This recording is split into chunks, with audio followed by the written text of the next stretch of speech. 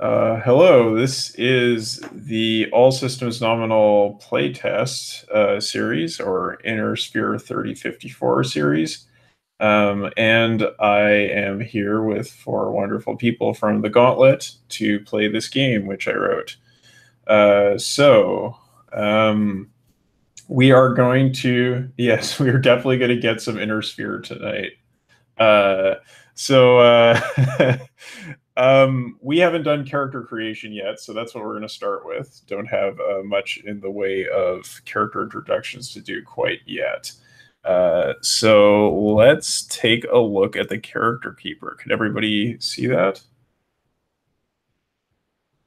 Yep. Okay. Looks good. All right. So Shane, you had already requested to use a wolf trap, so that is statted out on the sheet. I did not yet get a character keeper link. I'm assuming that went to a group chat that I wasn't connected to yet. Gotcha. Okay. That is no problem. Thank you. I think it must just be earlier in the chat history. Yep, and I think it was. Doesn't stick around. I posted it. Thank you. Okay. It went out in the email first, and then. Yeah. Oh, okay. Well, I feel silly then. It's fine. We're all here. Okay, so yeah, we got 4 people in there now. So Shane, you can use that wolf trap.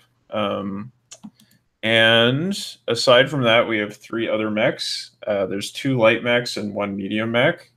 So part of this game is like your weight class determines your speed and your melee damage, and also how much equipment you can carry.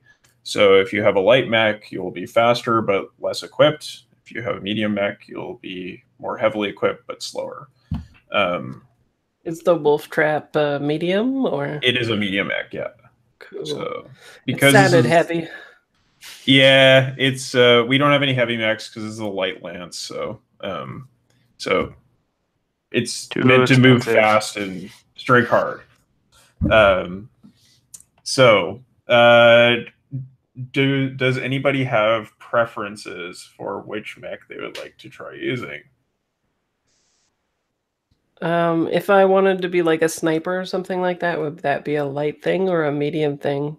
I think you would probably be best off playing with the Valkyrie in that case, maybe. Or is it like, is it wise in the battle tech to have a sniper? Is that a thing? Yeah. Okay. Yeah. So there's a range mechanic in this game, very simple one. You have like a range at which your weapons are advantageous. So if you play as the Valkyrie, then you're going to have some long range missiles, which will allow you to just kind of snipe from a distance. Yeah, that's probably your best bet as far as kind of sniping. Okay. Yeah, the only mech stuff I know is like Gundam 00. So sure. Yeah, so like, this is, I will transcend 00. Yeah, this is I should say this is kind of like a, I don't know, it's like a hard science fiction setting. They tried to make mecha more appealing to an American audience with BattleTech. So it's a little bit in between your Robotechs and your Gundams and sort of war game stuff from the US. But I will give you some setting information when we get into the game some more. So Fraser, if you want to take the Valkyrie, you Sure. just put your name in there at the under the player section on the sheet. And that leaves the Jenner and the Shadowhawk. Does anybody have preferences? I should say the Jenner, if you are like a big BattleTech fan, the Jenner only has 2 medium lasers. It should have 4, but because of the weirdness of the game rules, I couldn't put those all on there. So. Well, I was going to pick that one, but now you've said now you changed your mind? Okay, you can take the Shadowhawk if you want. Whichever one makes me look cool. I mean, we can just say that medium laser is too lasers. Yes, that are adding up to a medium laser. Yeah, it is. You have 2 medium lasers on there, and they count as 4 in your heart. So, I don't know if I should be trusted with lasers. Well, you can. The other thing has even more weapons, so oh, Jesus. Either way. So the sort of relevant things is if you take the Shadowhawk, you'll have more armor and you'll have a little bit more range, sort of range options, but you will be slower. Oh, and you also have active sensors on. I think on there. Oh no, wait, that's incorrect. I should take that away. Yeah, there we go. That's 4. Yep. Okay, so yes, you have many range options, and you have armor, but you are slower. Would be the Shadowhawk. Brian, did you have a preference? Not really. Okay, one way or the other. All right, so why don't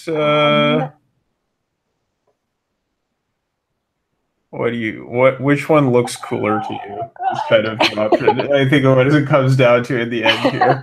I think. Oh, jeez. Instead of the Shadowhawk sounds cool. I'll just go with the name. Okay, so you're gonna go with the Shadowhawk. Cool. So put your name or put your name there under player at the top of the sheet. And okay, cool. And I guess one thing I can mention about the Jenner, which is not really reflected in the rule sheet, but is part of the fiction, is like it can't rotate its torso, but it can rotate its arms behind itself. Like those arms on the side, they kind of move like this. So yeah, you can just like run away and shoot behind you at the same time. Very good. Cool. All right, so that's you all have mechs.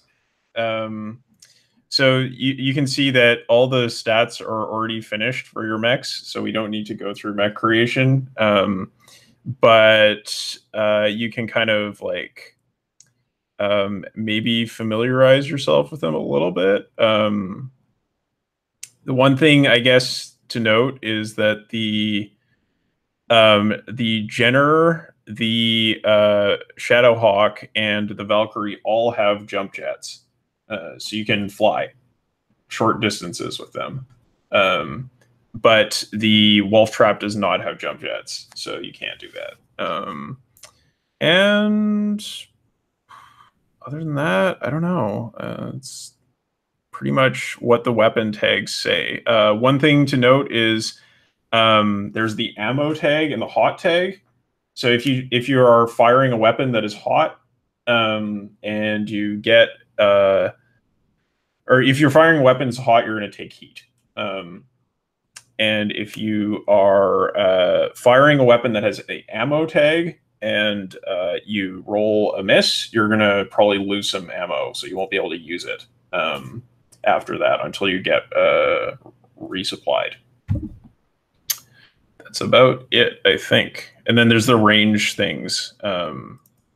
Just to say, like, oh, if you're in this range, you're going to get an advantage on your roll. So if you're firing from a far range, you get an advantage. If you're firing from a short range and your weapon says far, then you're just going to roll as normal. Okay, so why don't we move on to character creation? Do the fun stuff.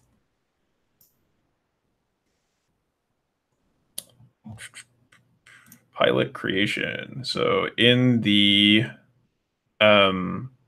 you can click on the link in the document, or you can go to page 5, I think it is. Yeah, page 5. So how many people here are familiar with the BattleTech setting? One person? Okay, sure. What's a BattleTech? What's a BattleTech? It is.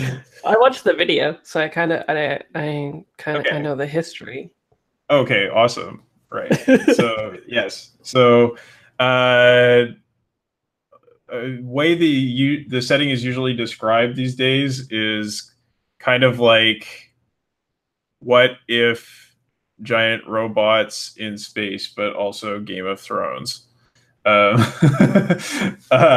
So the idea is that there was a huge empire centered on Earth called the Star League. It fell apart. There are a bunch of these successor states that got into a big civil war over who was going to be the next leader of the Star League. And they were never able to actually end the war. It just kept going on and on and on and on, to the point that civilization is kind of crappy at this point. Space colonialism, there's a lot of colonization, and there definitely are some themes of colonialism here and there in the setting. But in this case, it's more like there aren't any aliens, right? It's just people going to empty worlds and settling them a long, long time ago.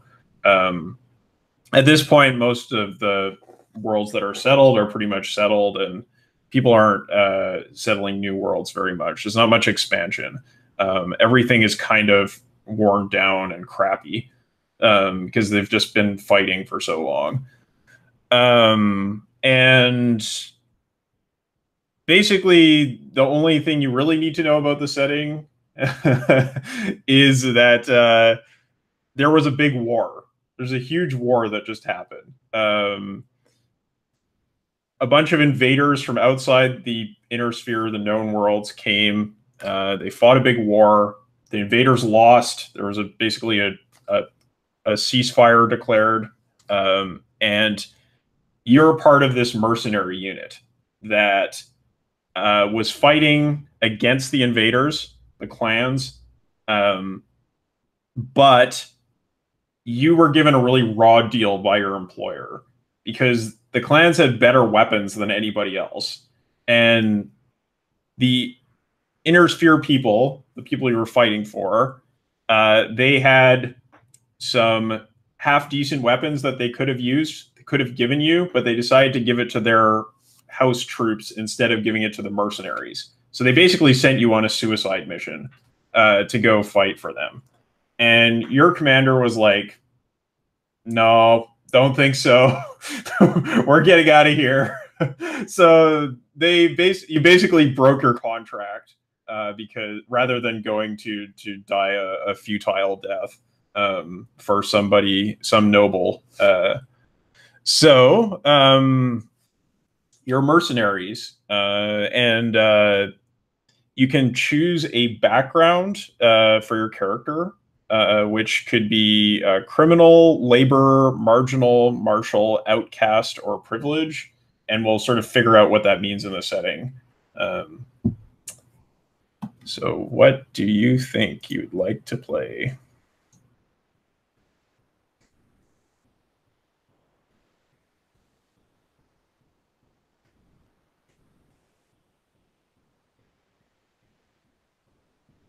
I chose Outcast. Okay, cool. Because I'm a space pirate.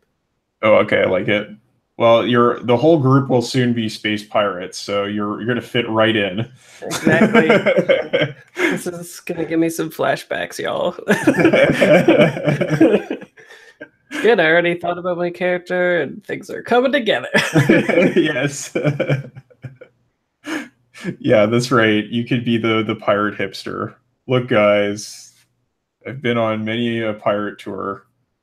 I'm the Jack Sparrow of space pirates. Nice. Is there a way to fit an image into the looker image URL place, or is yeah, it I think you can just paste the URL in there, and it should load the image up above. Oh, okay. I tried to do that, but maybe because it's Pinterest, it just showed like the URL. Yeah, I think it should be a link to an actual JPEG, or it won't work. Oh, okay. Yeah. Sounds good. I'll do that, then I'll upload the image. There you go. Somebody's got one. Lauren thinks they're so cool. Yeah, I haven't got it from Pinterest. Oh, showing those skills.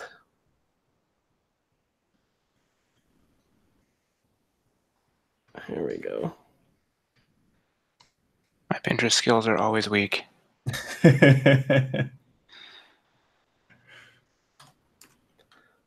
I'm thinking either marginal or labor. Okay. Cool. Not sure quite what I want to do though. I guess if you're playing as marginal or labor, sort of an interesting question would be how you came by a battle mech, because that would be a very unusual thing to happen. True. Yeah. Could maybe get an interesting backstory out of that.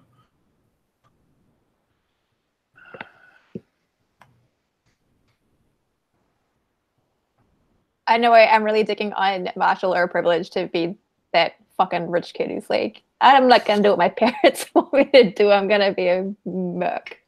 Sure. Yeah, you could be a noble who came by their battle mech easily and decided to leave your family for a life of adventure. I'm gonna be the worst. Okay, good. Please do. You can choose privilege. If this was Gundam, your mech would never transcend. Unfortunately, this is not Gundam, so rich people just have better things.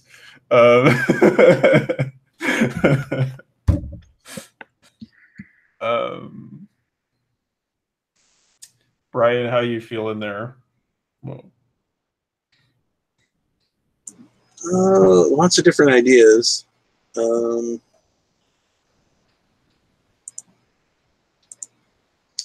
think I'm going to go criminal. Okay, cool. What kind of crime do you think you're involved in? I think he was like... It's kind of a grifter, con man, kind of a... Okay. Interesting. I think maybe he was just trying to steal a mech and then got stuck. Okay. So, like, what you managed to trick someone into getting you a mech, and then you ended up with some debt that you had to work off as a mercenary or something? Yeah, I conned my way in, but didn't have an escape plan. So then I was just like, well, I guess I could just actually do the job. Right. Okay. So you're like impersonating another mech warrior, and then it's like, oh, I guess I might as well just actually be a mech warrior. Yeah, I mean, I think he bluffed his way in and didn't really have the skills, and picked him up like on the job quickly. Okay. Nice.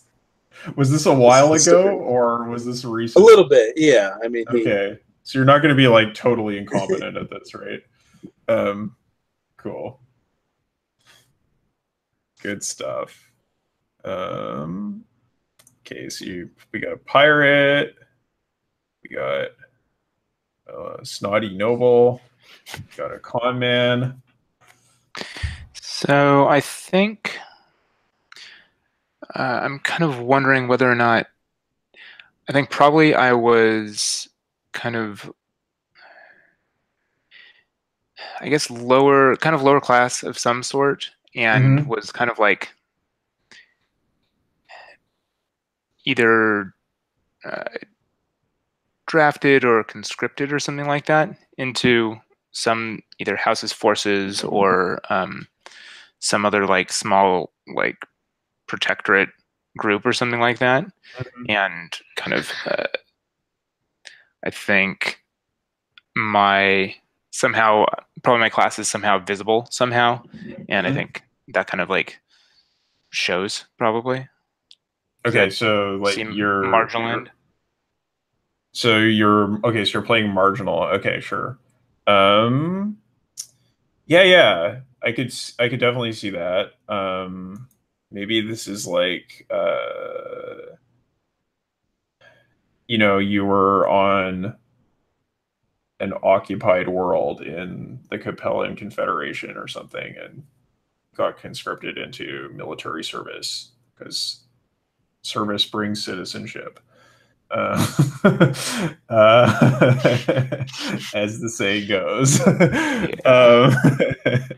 But at some point you managed to make a break and become a mercenary. Okay, cool. Yeah, and maybe we can, I don't know, think about that, what your marginal background is a little bit more as we go on here, if we want to play to that. Okay. So the next thing is to create 2 specializations that describe how your background shaped your pilot. So these are areas of expertise that show how a pilot has been shaped by their background. They're simple tags that represent broader fields of knowledge than talents and can therefore be applied to many situations. So, you know, a pirate, for example, may have piracy as a skill or as a specialization. I was gonna put play dirty. Oh, okay. Well, this is a field of knowledge, so Yeah. you'd have to kind of. I mean, I can kind of get that, like. Yeah, it applies in lots of situations. Trickery or something like that. I don't know. Yeah. I am the mentalist. Okay. Yeah. Nah, Mentalist mech warrior. Piracy is good. I'll just put piracy. Okay, so yeah, everybody's gonna make up 2. So something, you know, from your labor background, or sorry, your marginal background, from your criminal background, outcast background, noble background. What kinds of things do you think you would have learned from the life you had?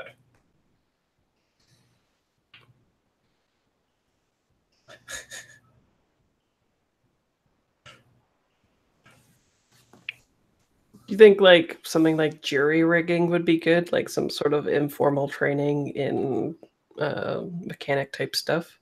Yeah, sure. If that's something you learned as a pirate, because you're like putting together sort of bits and pieces of things. Yeah.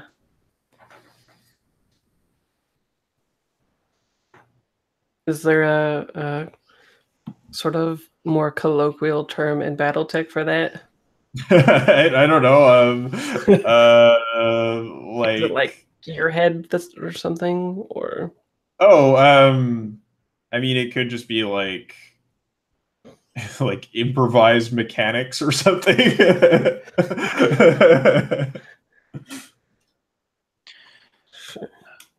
Does read people sound good? Yeah, sure. I feel like knowing how to kind of communicate and or like kowtow to people is probably something that I know from my background. Yeah, definitely. Sort of being that outsider in the society and not wanting to make waves and all that kind of thing.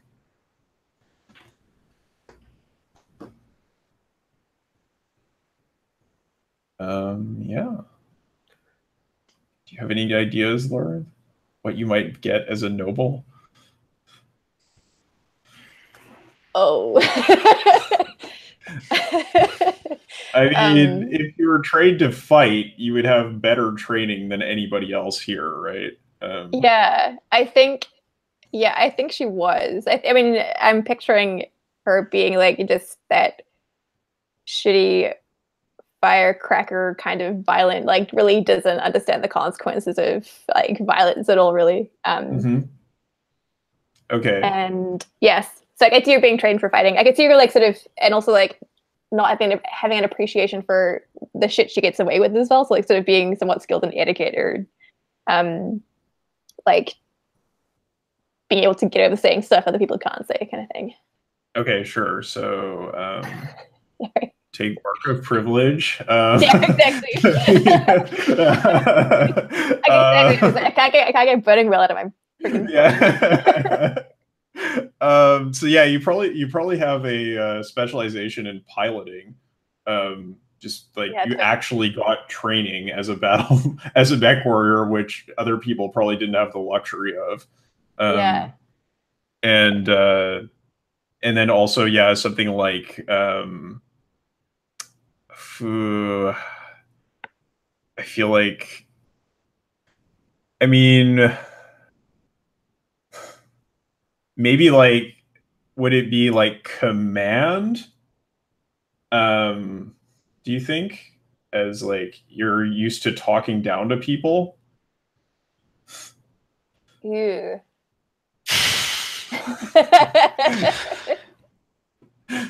my first thought was like, how much of the worst do I want to be?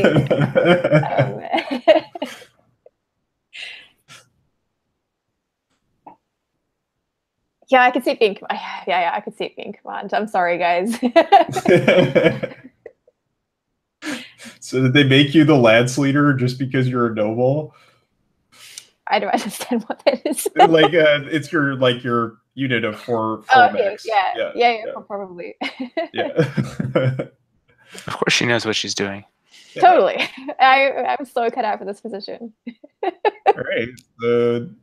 You can write those down. Piloting in command. I did the second one. I just put did DIY for do it yourself. Cool. I like that. Okay, so yes, and then Brian, you've got charlatan there.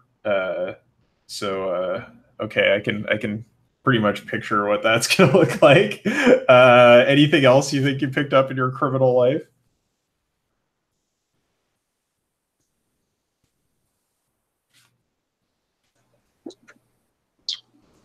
I mean, I guess the idea is he's a quick study.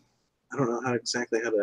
Oh, okay. Put that. Just because he has to be able to, at least being able to fake being able to do whatever he's claiming to be able to do. So is this like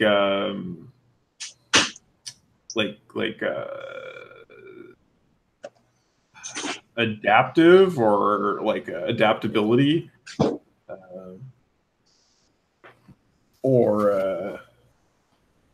I mean, quick study, I could kind of see, it feels kind of more like a talent, but like I guess you could put just like learning on the job kind of thing as like as a specialization you have.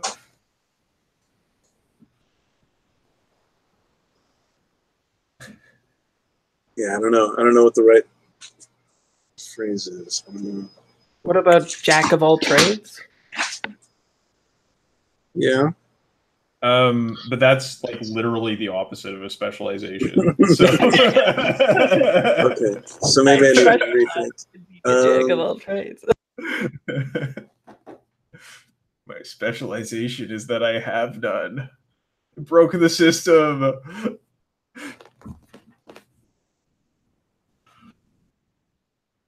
So I'll let you think on some wording there. And Shane, what do you feel you might have otherwise? Like maybe something from your life in Capella. I don't know. Possibly.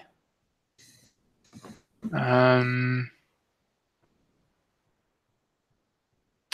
of thinking about some along the lines of like coordination or something like that. Mm-hmm. Kind of being good at kind of getting groups to do things in a coordinated manner. Okay, so like group coordination. Yeah. Okay, sounds good. You can do a real good flash mob. Is this like from your sort of military background, or is this just the social character of the Capellans? Let's see here. Would it be that or that? Yeah, I could kind of. I guess maybe it's both. I could see both great because they're all about sort of organized, top-down state control of everything. Yeah. Collectivism and stuff.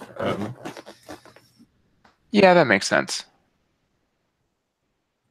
Yeah, cool. Let's do that. Nice. So you can kind of be like the NCO here for everybody. Yeah, it's great. We've got a utterly worthless noble commanding officer, and they're put upon NCO. It's classic military fiction.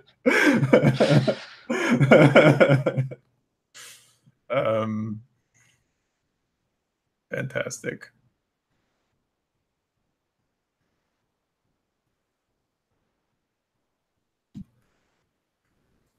Like it. right, so maybe we'll take a look at the next thing here. It's not a whole lot to making a character, so the next thing you're going to do is choose a talent, and that's just picking something from a list. So if you have questions about any of the talents, let me know, and I'll try to give you an explanation.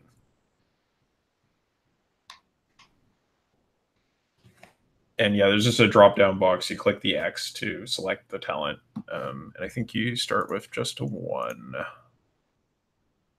Yes, one talent. All right, I put rolls with the punch. Does that Okay. sound like a decent specialization? Yeah, I think I like that.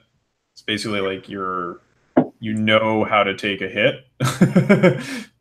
Yeah, I mean, it could be physically or situational, but sure.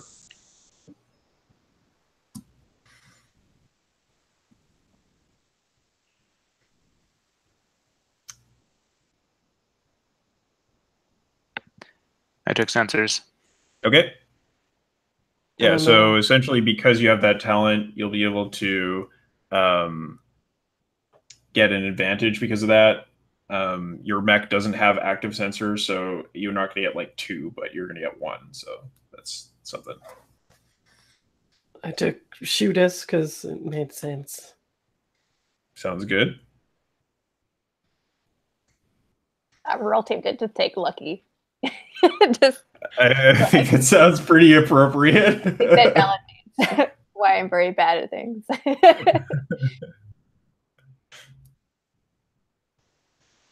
connected would make a lot of sense to me too. Yeah. I like it.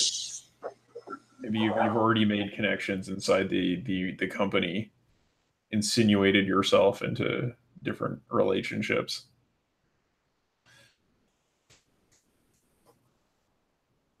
Yeah, so just mark off the ones you chose.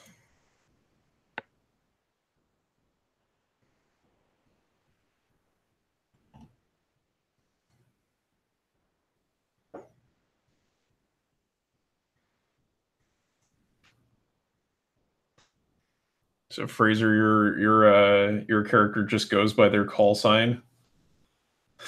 I have no name. Nice. Don't ask. Yep.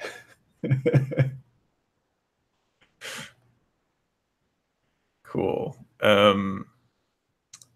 Right, and yeah, that's the last part of the character creation is to pick your name and set your rank and set your edge to 1. So I think your rank should properly be set already, which is your level. It's rank. It's listed as level there, so I need to fix that. And yeah, your edge is 1 for everybody. Oh, mine for some odd reason is 2. Okay. Yeah, mine started at as 2 as well. It was to tantalize us. Yep. Wonder if I made a mistake there. No, I think there might be an error in the book. I think I might have changed the rules and then not updated them. So equal to your level plus 1. Yes. So everybody should start with 2. So I think there we go. Yes, everybody starts with 2 edge. It's just the first time I read Breakers, I misread the rules. So cool. All right. Well, I think that does it for character creation. Awesome.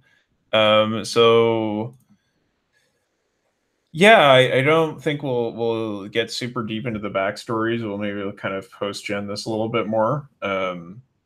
And I will get us going. Does anybody, or maybe we'll take a bio break, 5 minutes, and then we'll get going. So I'll see you at 10:02.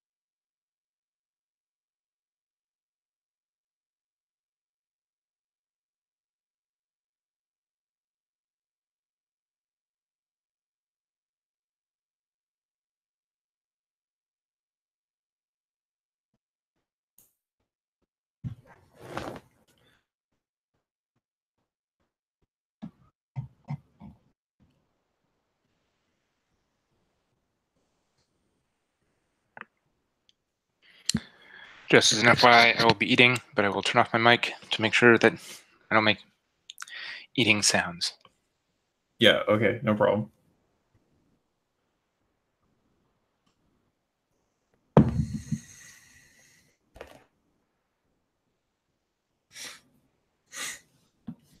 So just, I guess, quick check-in. How's everybody feeling about their characters? Do you have some kind of concept in mind? Can you get a picture? I'm Spike. Yeah, I'll only refer to you as Spike Spieguru. Yes. I'm just very much. Oh, sorry. The only thing I was gonna say was I'm that character in anime that always has a cigarette in their mouth. Awesome. Yeah, you'll definitely have like the ashtray in your cockpit. Yeah. What were you gonna say, Lauren? Oh, I'm pretty much playing my character from Night Witches. Right. I guess that was an easy transition to make. Yep. Looking forward to it. Cool. In terms of tone, did you have something in mind that you wanted for this kind of fiction? Yeah, I mean, I think it's generally pretty gritty. As you might have, like, if you watched any of those videos that I linked, you know, it's desperate sort of combat. Maybe think about like Fury or I mean, I guess. So it's very like military fiction. Yes, it is. Yeah, it's military sci-fi is very much BattleTech. Yeah, so try to think a little bit tactically when you're acting. Don't just rush in and get yourself killed, because it might happen. They looked very 90s. Yes, they absolutely. There's nothing more 90s than those FMV sequences for BattleTech. Or I guess Mech Warrior, yeah. My biggest takeaway was you cannot look cool piloting a mech. Yeah. You're gonna be sweaty and it's not gonna be super pleasant. It's very hot inside. You're riding around on a fusion reactor. So yeah, I guess we'll get started. So I think our opening scene is that we're inside a cavernous dropship hold, and we see all of these battle mechs in their sort of moorings around a crowd of people who have assembled in front of a large man with like close cropped hairs in his probably about in his late 40s, early 50s, quite heavy set and dark skin with a really intense gaze. He's looking at everybody and he says, "Vigilantes, you might have heard rumors around the ship that things were going to change around here. And those rumors were true. Up until this day, we've been working as mercenaries for the noble houses of the inner sphere. We honored our side of the contract, and they honored theirs. Most of the time, at least. But things have changed. The war with the clans was bloody, and they sent us in ill-equipped and sent to die. Now, I care about each and every one of you in this company. And when Hans Davian sent our unit to be slaughtered, I told him to shove those orders up his royal ass. Now, as you can imagine, the Fedcoms did not take that response very well, and they've been fighting with us in arbitration over whether we broke our contract or not. They think they can just get away with this, that they can just send people like us to die for no good reason under pay we'll never collect. But we're here today to show them that there are consequences to giving those kinds of orders. I've taken you to the Coventry system, at the heart of Fedcom space, the center of their industrial might. The Fedcoms wouldn't give us the weapons we needed to fight their war. So today, we're going to take those weapons from them. Yeah, so I think everybody gives up a cheer, and he says, this operation is going to be a raid, and it's a raid where we're going to make our fortunes. And I think everybody sort of breaks off into your separate groups. And maybe you're all together in your lance group there, all four of you, as part of this crowd. So what's your reaction to this idea that the mercenary unit is going to turn pirate?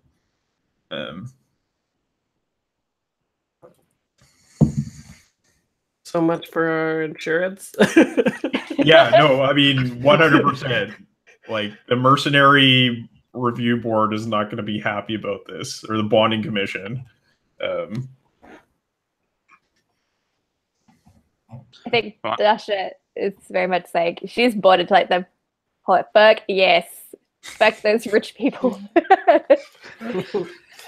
So is this like a very unself-conscious, like, yeah, I'm just part of the salt of the earth now. Yeah, totally. No privileged background for me. 1,000,000%. Okay. I think I'm definitely down for it, because I think I've felt the kind of I too have been forced to like fight, and probably with crappy ass mechs. Mm-hmm. And I think I've definitely been wanting to kind of stick it back to the houses. Yeah, okay. So this is about sticking it to them and getting some nice equipment. So you're not always trying to make do. Yeah. Cool.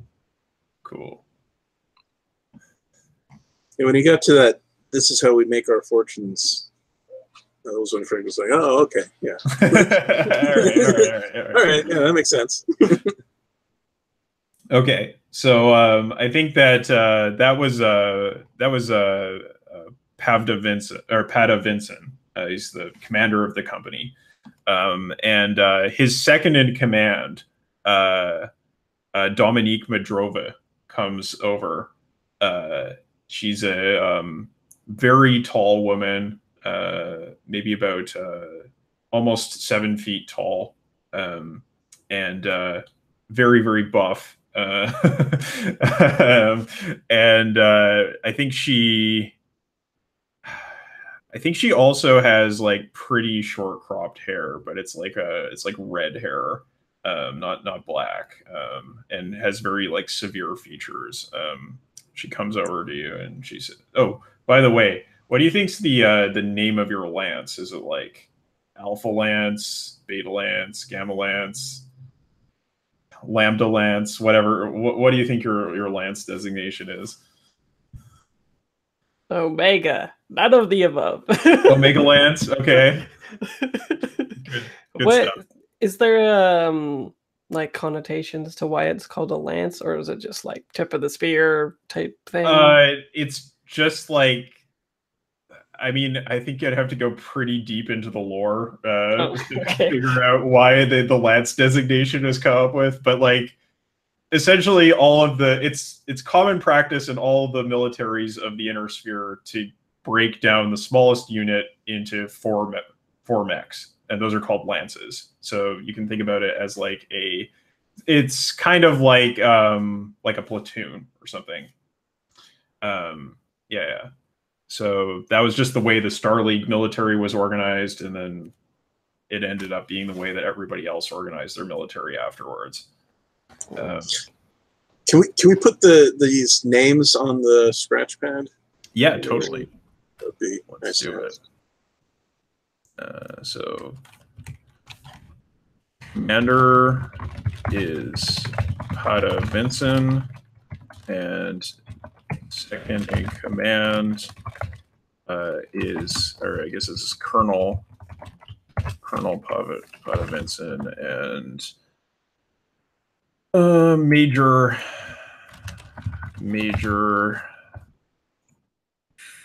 Dominique Madrove.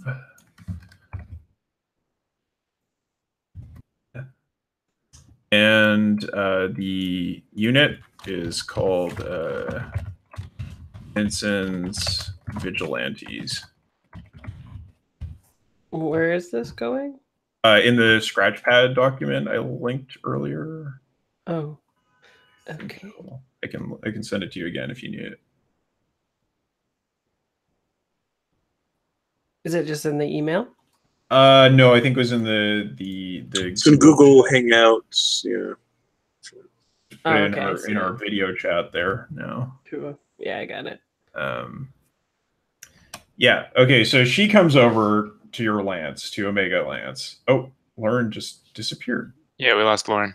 No. She had frozen. Okay, you're back. Yeah, so she comes over to Omega Lance and she says, Omegas, I have your orders for you. Get ready for a briefing. And looks at, let's see, gotta get these names down. Looks over at Dasha and says, Lieutenant, make sure you take your notes properly this time. Oh yeah, of course. Like gives you like a look, like, yeah, okay, fine. Like yeah. Blowing me off. I'll do it. And then I think I I definitely shoot a look at Jermaine to be like, yeah, we've got it. Yeah, right. Does Jermaine actually take all the notes, or is that how it goes? Of course. Okay. So you head over to the briefing room, and she begins to give you your mission. So she says,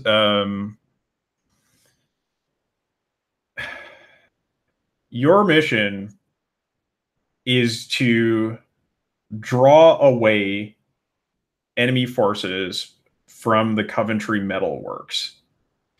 We're going to be dropping in to the continent of Veracruz, and your objective is to threaten the enemy by attacking the Veracruz Central Dam. It's a large hydroelectric dam that provides power to the metalworks, and if it's taken out, it will be a major blow to the industrial base of this planet. So if you hit it hard, then they're bound to send some forces to stop you. So your main objective here is to attack the dam and draw away the enemy forces. Your secondary objective is to destroy the dam. Is that clear? Yeah, we got it. Destroy a dam. Attack the thing, destroy the thing. Piece of cake. It's like, what's your primary objective, Lieutenant?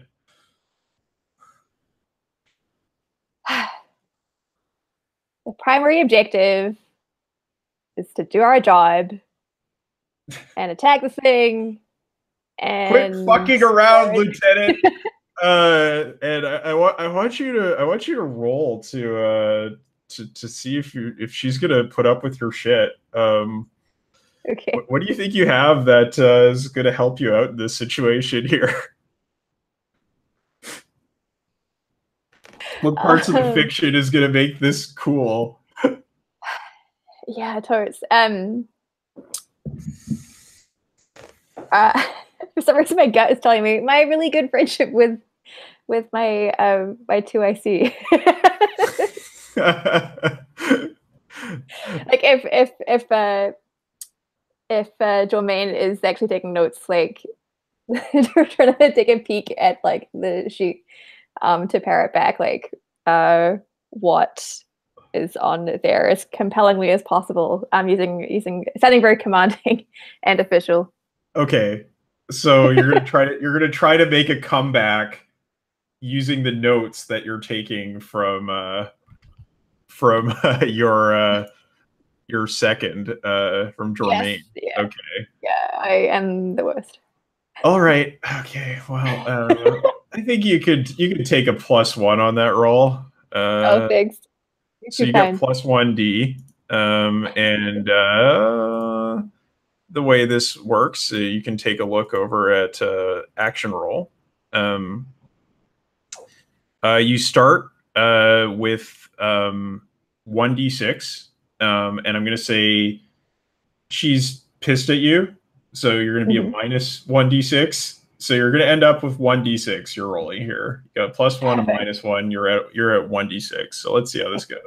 It's a shame Lucky is not going to trigger on this.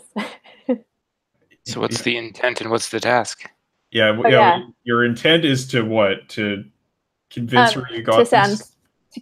Yeah, to convince her that I've got this. And yeah, totally how are you doing it?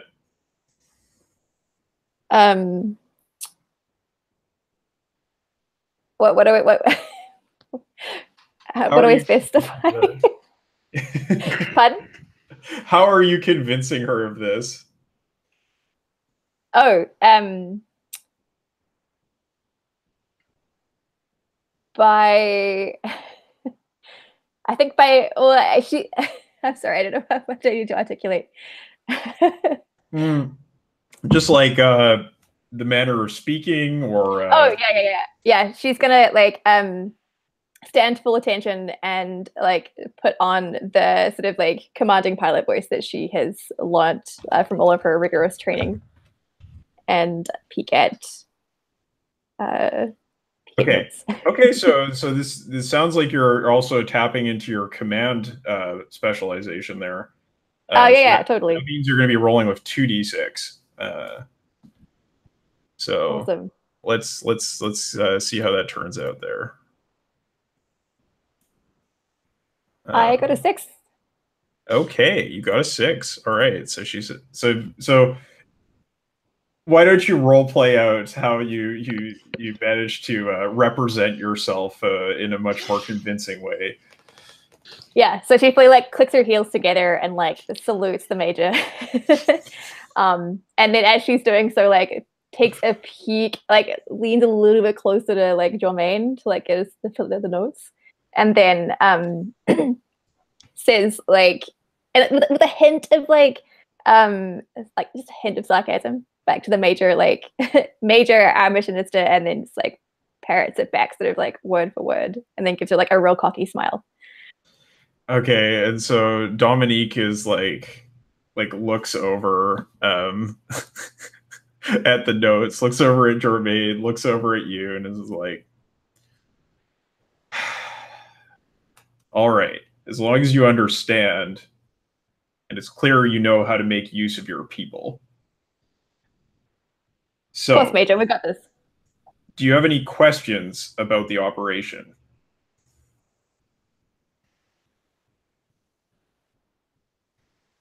No, ma'am. Does anybody have any questions? First objective. Oh, you're gonna ask that there, Cold. At a meta level, Private Cold. At a meta level, it was like to be a decoy, right? Yes, we basically can't blow up the bridge or the dam too quick, because then there's no reason for them to send forces. So we have to threaten it first, draw forces to it, and then if we can, blow it up before we get out of there.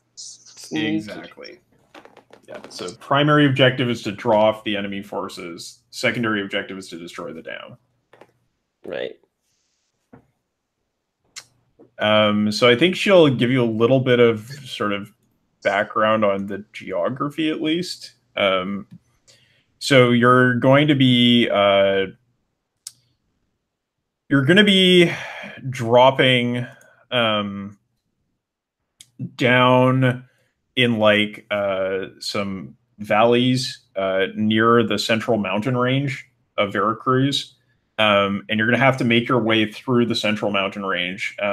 Or you also have the option to travel through the Veracruz forest. So there's two different approaches you could make to get to the dam. One of them is less sort of like mountainous and steep. The other one is going to be harder to get through because you're going to be traveling through forest and, you know, there's obstructions in your way. I think that's kind of the geographical breakdown. Do you have any other questions? Do we know what kind of forces they'll have? The measure of the resistance?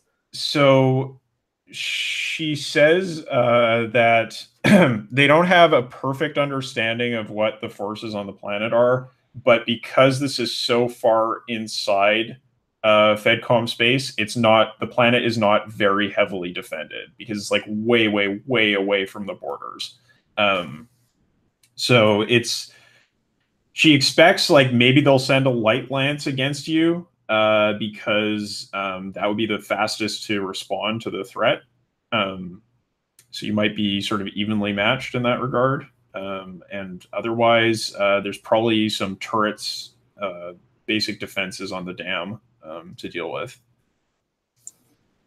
Are we just using our regular weapons to destroy this dam? Is it?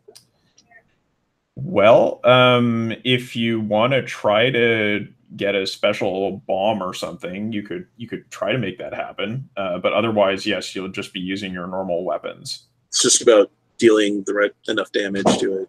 Yeah. Okay. I mean, it's solid, but it's not super hard to destroy a dam if you've got mech weapons. Like these are very large war machines. All weapons kind of essentially equal, just deal enough damage. And yeah, I mean, if you had like a flamer, it might be a little bit hard to destroy the dam, but you have lasers and missiles, and those are probably good enough. Or also like auto cannons. Any of those would do the job. Okay, then I guess my question would be, if we're losing our MRBC certification, how is that going to affect our profit sharing plan in the Vigilantes? And I think she like scowls at you and she's like, you can take that up with the colonel. We have a job to do right now.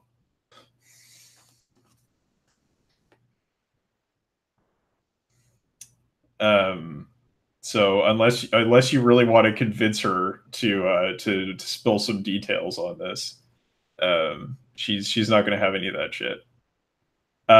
She's the woman from 8th MS team. She could be if you're thinking about it. She's got shorter hair.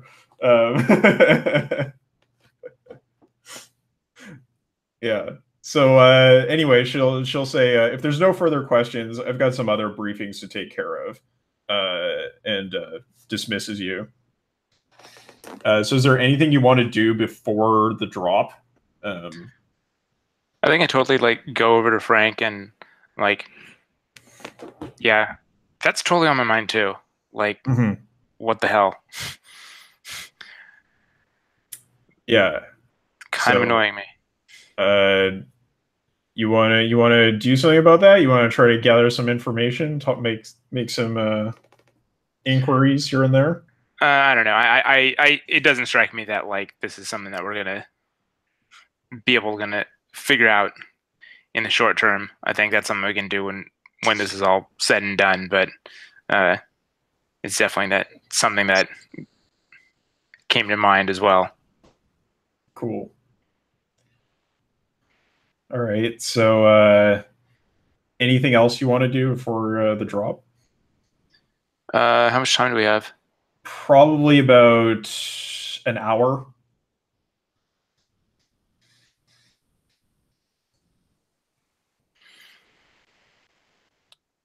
Like you can hear that there's like frantic activity out in the mech bays, like people running to and fro, getting things ready, hooking up weapons, making sure running diagnostics, all that kind of stuff. Yeah, I mean, I think I would probably want to kind of like do the latter, like kind of give things a check over. But okay, sure. Is this something that you like that the mech techs are sort of used to you participating in, or like is that something you normally do? That's an interesting question.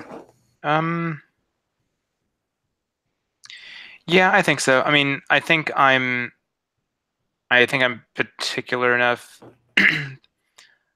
I think I probably like tweak like my sensor stuff a little bit more than others, and so I think they probably like are used to my kind of being a little overly involved. Okay, sure. So yeah, so you head over to where your wolf trap is standing, and yeah, the mech techs are really busy checking things over, but they sort of wave you down. They're like, "Oh, going to be checking those sensors again, Jermaine?" Sometimes you gotta.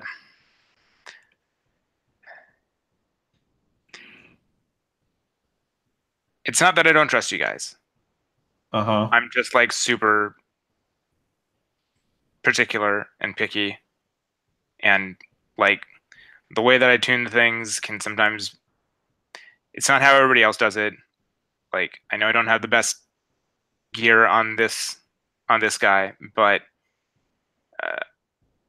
I sometimes feel as though I can get it a little bit more than normally you can from these. So yeah, and I think the tech is just like she's just like yeah. Look, I don't take it personally.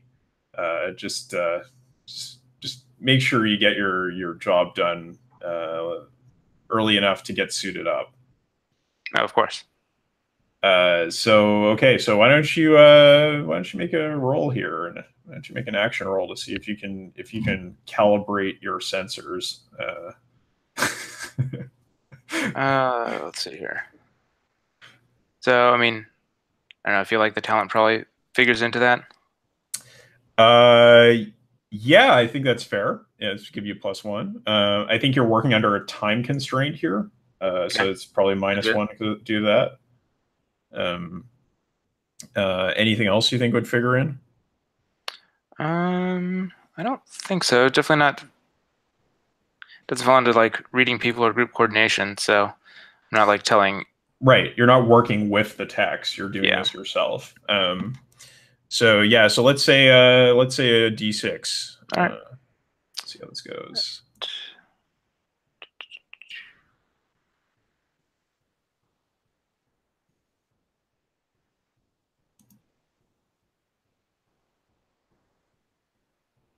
No, very much no. Is that a 1? That is a 1. Okay, great. Yeah, so you're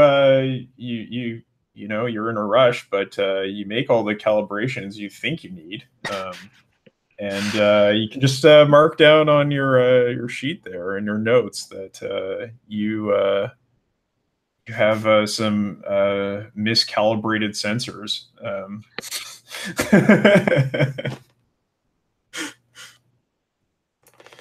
unbeknownst to you. Maybe you should have trusted those technicians. I don't know. Yeah. Fine. All right, so I think we get a scene of everybody suiting up, all getting ready, and you walk out of. So you're basically, we have these two drop ships that are attached onto the jump ship that you rode in here. One of them is like a spheroid drop ship, basically like a big bubble thing. And the other one is an aerodyne dropship, which means it looks more like a sort of conventional plane.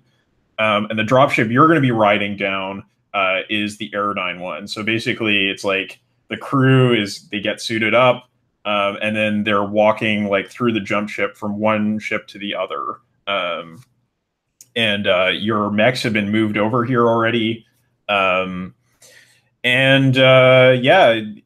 think your pilot comes down to see you. She's like, I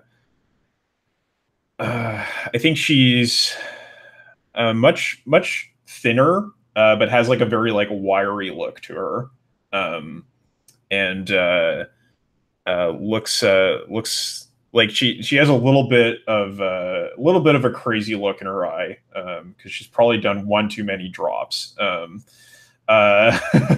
And she comes over and she's like, Omega Lance. Okay, well, you're going to be riding solo on this drop. We'll be dropping you pretty far from the other two lances.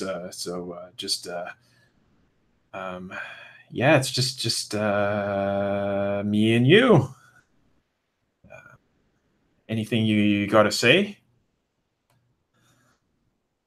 You get enough sleep there? Oh, yeah, I sleep fine. I sleep plenty.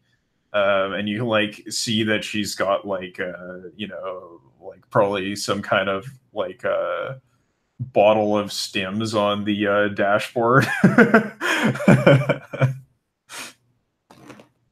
Okay, just take care of yourself. Oh yeah. I mean, I've been on so many drops, you've got no idea, and I've always come back one piece. So you're in good hands. Don't worry about it. Oh, great. I'm glad we're in your capable hands. Yeah, and there's like a little bit of a twitch she makes as she says that. Walks over to the cockpit, disembarking the dropship. Is this okay, cool. Just an image for open link in new window. Let's do it. I want to take a look at this. Yeah, cool. Yeah. So this is basically a very very large transport plane that you're in. Huge, large enough to accommodate battle mechs. And you all like get into your mechs. There's some text there to help you get strapped in and everything. And they basically wave goodbye. It's given the all clear. The dropship disengages from the jump ship, and you can hear the pilot. I think her call sign is probably like, oh, I don't know, what would it be? I think it's like mouse. Yeah. And she calls out,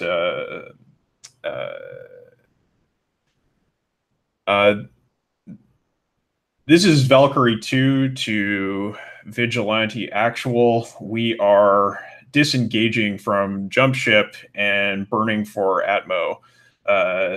And you can feel the burn as the engines kick in. And it's probably like your battle mech sort of like rattle a little bit against there's like a big like clunking sound as like the orientation of the ship changes. And basically we get a shot of the the dropship hitting the atmosphere, and you can feel the heat, the really intense heat as you go down into the atmosphere. Something you're pretty much used to. You've done drops before, and there's a lot of rattling, of course, as you hit the turbulence. Yeah, what do you have in your cockpits that's sort of rattling around?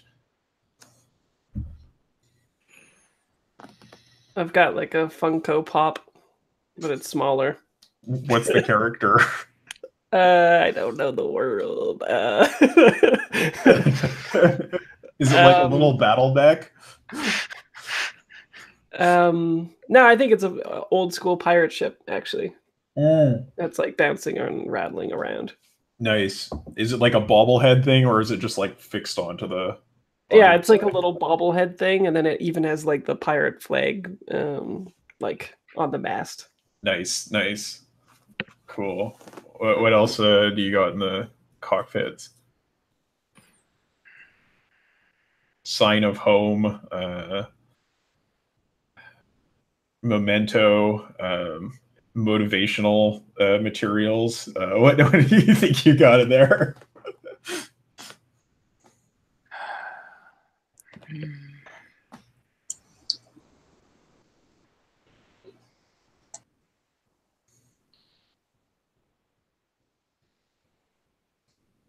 I don't know why, but I'm vaguely feeling as though she has like a whole bunch of sunglasses in there. Mm-hmm. And I feel like they're probably like they're probably like kind of lodged down well enough, but like probably some of them kind of like are kind of making their way out of like the tie downs or whatever it is. Right. The like cases like rattling out of the tie downs. Yeah. Cool. And like does that like stress you out, or are you just like, oh, it just always happens? I mean, I think it just kind of always happens. I think I probably have that thought to myself of like, I really need to get some better tie downs, because these things always do this. Yeah. Every and is it like time. a thing where like you're trying to like push them back into the tie downs with your big gloved mech suit hand while you're like hitting some heavy G's? It's like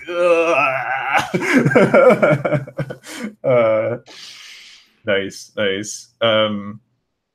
So yeah, what about Dasha? What do you got in there?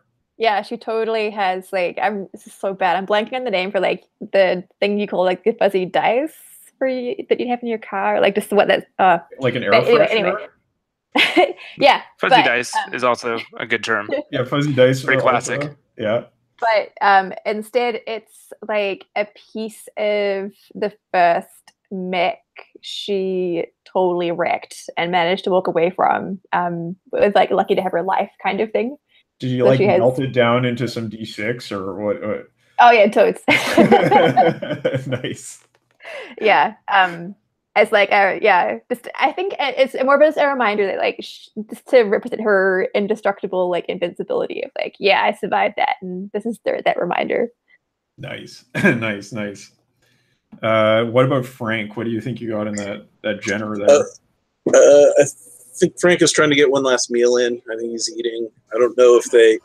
Is this like a? There's probably no like fresh bananas or anything, but you know, it's probably like little tubes of paste of protein whatever. bar. You know? Yeah, exactly. Yeah. You're the guy in Aliens who's like sleeping off the drop. Nice. Okay, so yeah, so why don't you go ahead and somebody on the team? I guess it's probably going to be Dasha here, because you're the CO. Why don't you make your engagement roll? Let's see how this goes. Awesome. So, when the unit is about to start a mission or enter into combat, we use the engagement roll to determine their starting position. We make a dice pool according to the following questions, then the fiction follows from the result. So, first of all, is the team well supplied? I think that's fair. Right? You get one die from that, I think. You just left your ship. Like it's as well supplied as you could expect to be. And Domain does some fantastic like upkeep on their Mech. Yeah, right. Yes, they're that complication I think will figure in eventually, but maybe not in the engagement role. Does the team have reliable and relevant intelligence? I'm kind of on the fence about it. Like, it's not great, but yeah, based on her response, it seemed like we're hoping for the best. Yeah, so I think probably not. Is the team especially vulnerable to, or sorry, is the enemy especially vulnerable to the team's approach? I think so. This is very unexpected. So you have the element of surprise. Is the team engaging a strongly held enemy position?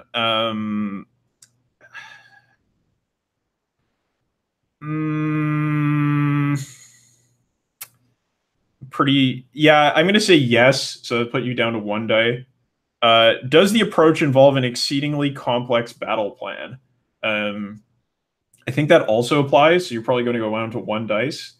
And is the broader operational situation in the team's favor? That's another +1. So I think you're at 2 dice. That's all I need. Yeah. Okay. Let's go. Let's see what those D6s can do. I'm rolling some fresh D6. I don't trust those red ones anymore. I got a 5. Okay, not bad, not bad. All right, so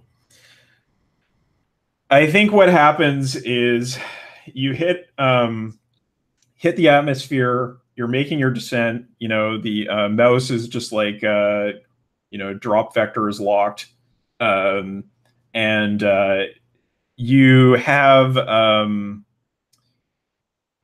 so yeah. So I think what happens is like you hear over the radio chatter that your fighter screen, which is like Scratch Squadron, they have to pull off to engage the local aerospace fighters. So you're actually going to be dropping without a fighter screen, which isn't the worst thing because dropships are super heavily armed, but it's also not the best. You're probably not going to have a lot in the way of fighter support because your fighters are engaged. But you are able to make the drop without things going really sideways. Yeah, so I think that you actually don't have to like do a drop from the ship. You can, like in the picture that Shane shared, you can actually just like walk out the back of the drop ship. So it comes down, like, the retro thrusters are like burning really hard. It's hot as hell inside the dropship at this point. And the temperature drops as like the mech bay doors open. And basically your mechs boot up. You get the all systems nominal. And you're able to move out. Do you have something to say there, Lieutenant? Some inspirational words for your lance? Oh gosh, it's probably something real trite and short, like "fuck yeah, let's do this." All right. And I think Mouse says over the comms, "Happy hunting. I hope to see you at the extraction point." And I told you I'd get you here. Yeah, a bit of a cold beer waiting for me to get out of this. This place is fucking hot. She says, "Don't worry, it's just the thrusters, but watch out for my wash." And I think that she starts to gun the engines, and you're all standing out on the ground in this meadow, and the dropship just like burns up into the air, and there's like this big wave of heat as like the wash comes down over your battle mechs. So yeah, so you basically have the options here to take the forest approach or take the mountain approach? Which one do you think is it's more to your liking there, Lieutenant? I will immediately look at Jomaine. Nice. So on the meta side, I'd say what is going to be the two things that I'm wondering about are kind of surprise and heat. Okay, so as far as the temperature on the planet goes, it's not actually that hot here. It's a temperate world, and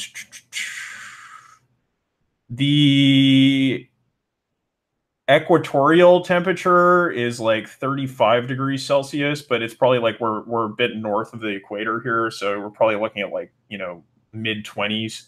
It's really not that hot.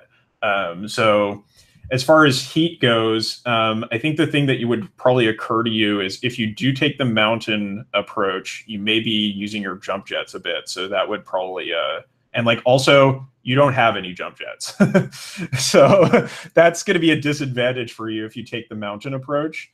If you take the forest approach, it's going to be slower and you'll be less likely to have the element of surprise. So that's kind of your trade-offs.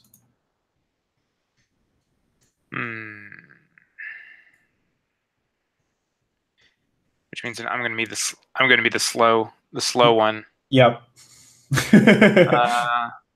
Let's see here. Do I have LRMs? You do have some LRMs, yes. Okay. And those medium lasers can shoot at least a far distance, but they can't shoot at extreme. I'm just trying to figure out if my being in the back is going to be a issue or not. Right. Well, you can't really use the autocannon super well at that distance, but I mean, you would be able to do something. Yeah. All right. So yeah, I guess let's go for the one where we're going to get a little bit more surprise. So let's go ahead and. Okay. The way you read my mind, I was just thinking that. Yep. So you move out, and there's that sort of tension that you have where you've entered enemy territory, and you haven't had any engagement with the enemies yet, right? It's just like you're on this big planet. You've never been here before, and you're just following your maps and sensors to get to your destination without really knowing the terrain and without really a sense of what the enemy disposition is. So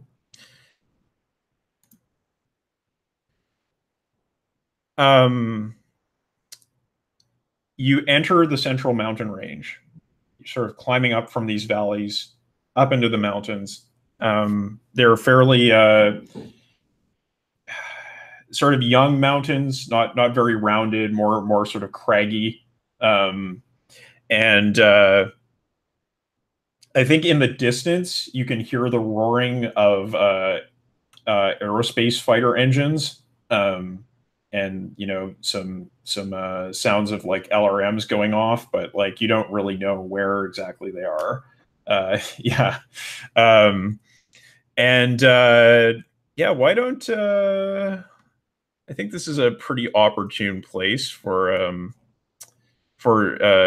Jormaine to make a sensors check here to see how things are going. I think you're going to be rolling at well, you're obviously going to get -1 for your damage systems. You're muted there, Shane. And I guess I get +1 for sensor specialist, so that yeah. So I think it's a wash. You're probably at wash. 1 die. Let's see here. Do I have anything else? No, probably not. With regards to reading people or group coordination. All right, so 1 die. This is going to be just fine. Mm-hmm. All right, I'm going to clear. Yes. Right.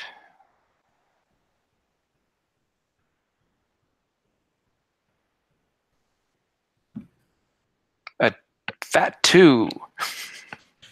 Okay, that's not great. Surprise. All right. So, I mean, I don't think we even need to make an engagement roll here. I think we know that your team is at a disadvantage, right?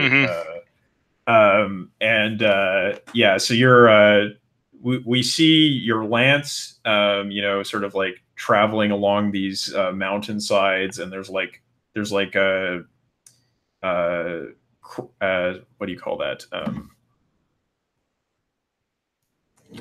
Gorges. Yes, there's gorges that like some of you are like jumping over from one end to the other, and then like, you know, the wolf trap is like moving around, taking a more like circuitous route, and you're maybe Jermaine, you're like checking your sensors, your instruments, when you hear the sound. Let's see. Oh man, this could be bad for you. Okay. You hear this roaring sound, and your I think there's like probably your proximity sensors start just like blaring, and there are a whole bunch of SRMs headed your way. It's like there was nothing on your instruments, and then all of a sudden it's just like in near proximity, somebody's got a lock on you, and there are SRMs headed your way. What do you do? Is that to me or is that to everybody? No, I think it's to you, because I think you're separated from the rest of the group. So they're the one you're because they're going after. Slow. Yeah, you're slow, and yeah. Let's see here. I am that. Excuse me.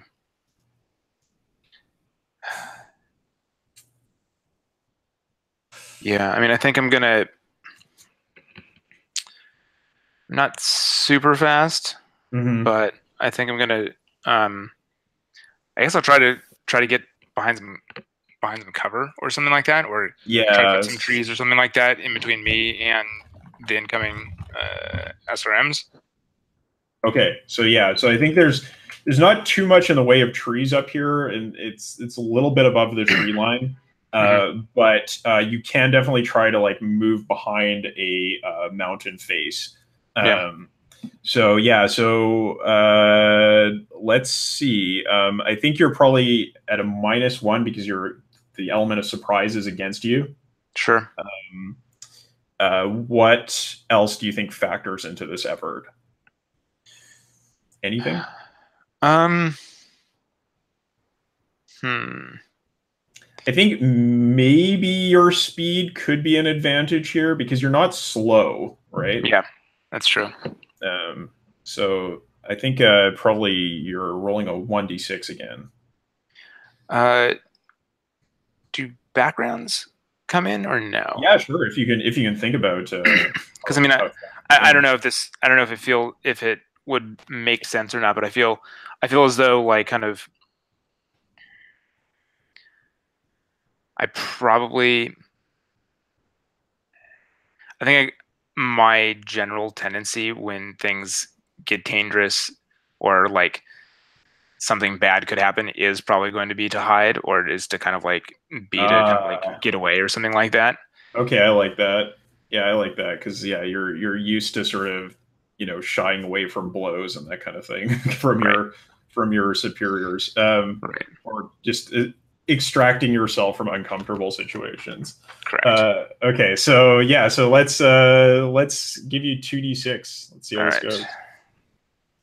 Horrible, I'm sure. Whoa, never mind. What'd you get? Everything went better than I thought. 6s. Oh, you got a crit. Yep. Awesome. Okay. So yeah, so I think you managed to just like we see your wolf trap just like almost like do like a side shuffle behind a mountain face, and the SRMs just all go wide. They just go flying off into the air. There's this huge just storm of missiles passing you by, and yeah, what do you say to the rest of the team? We have some company back here. I mean, I could, you know, if you guys wanted to help out, that'd be great. Yeah, something's here and it's close. I just got a whole bunch of short range missiles shot up almost up my ass, but that must mean that they're pretty close. So I don't know. Maybe they were hiding someplace, but something's close. Okay, so I think that who wants to take point on trying to spot these enemies? I've got a sniper, right? Yeah. I mean, if you wanna try to spot them, sure. Maybe you're on point at the moment. Although if you're a sniper, maybe you would be in the back. So I don't know. If you wanted to like use your jump jets to get up into the air and take a look around, you could do that too. I mean, in theory, he'd probably be back here if he's more of a sniper type, he'd probably be kind of near the back. But of course, I'm probably further back just because slow, no jump jets. Yeah, I kind of imagine it's like you're on a mountain and like on say like the west side is your mech, and then on the east side, which was like the more craggy side, are like the other mechs. And then in front of you, like the mountain range just sort of continues, and there's like little rock faces here and there where they might be hiding behind. So yeah, so I don't know. Who do you think would be in front? I guess would be the easiest person to take point here. Maybe the Jenner. Yeah, right? Probably one of the fastest things. Mech, he'd be better for recon. So Frank, why don't you roll to see if you can find these guys, and maybe you can get some help from the others. So not for me. Yeah, I think maybe you get 2 bonus dice there for help. I think that you probably also get an extra bonus die because they've fired a whole shit ton of missiles. So that smoke trail is going to be a good giveaway for you. So I think you're probably rolling at, what would it be? It's 2 and then 3. So you're at 4d6. Do you think you have anything in particular that could help you even more?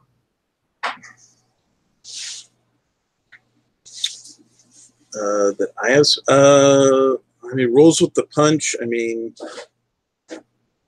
he initially got ambushed and then quickly,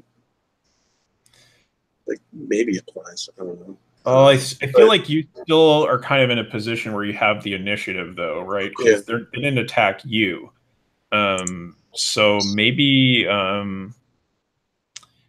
maybe your speed could help you out here. You're very fast, so yeah, for sure. Yeah, very fast, and I've got the jump jets, so I should be able to. True. If you want to use those jump jets, you can. What would be the reason not to? They're going to give you some.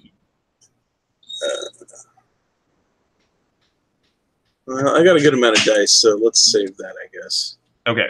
So you're just running towards them, trying to spot, give them get a location on them. All right. So I think you're rolling.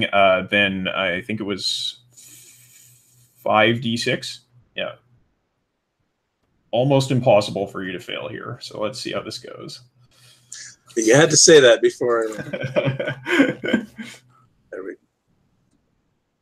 we go. 2 6s. Nice. Okay, so you crit. So not only do you spot them, but like those missile trails, they just completely give away their position. They have completely fucked up their engagement, and it's like everybody here. So I think I'm just gonna write this on the scratch pad. that you have a positional advantage that you can use. And I think it's just like you're higher than they are. You know where they are. And also everybody on this side of the mountain has jump jets, so you can use that to engage them. Yeah, I mean, multi-positional advantage. I mean, it could be that too. So who wants to engage them here? So you got them spotted. What are you gonna do? What do they look like? Okay, yeah, good point. There are, as you might expect, 4 enemy mechs.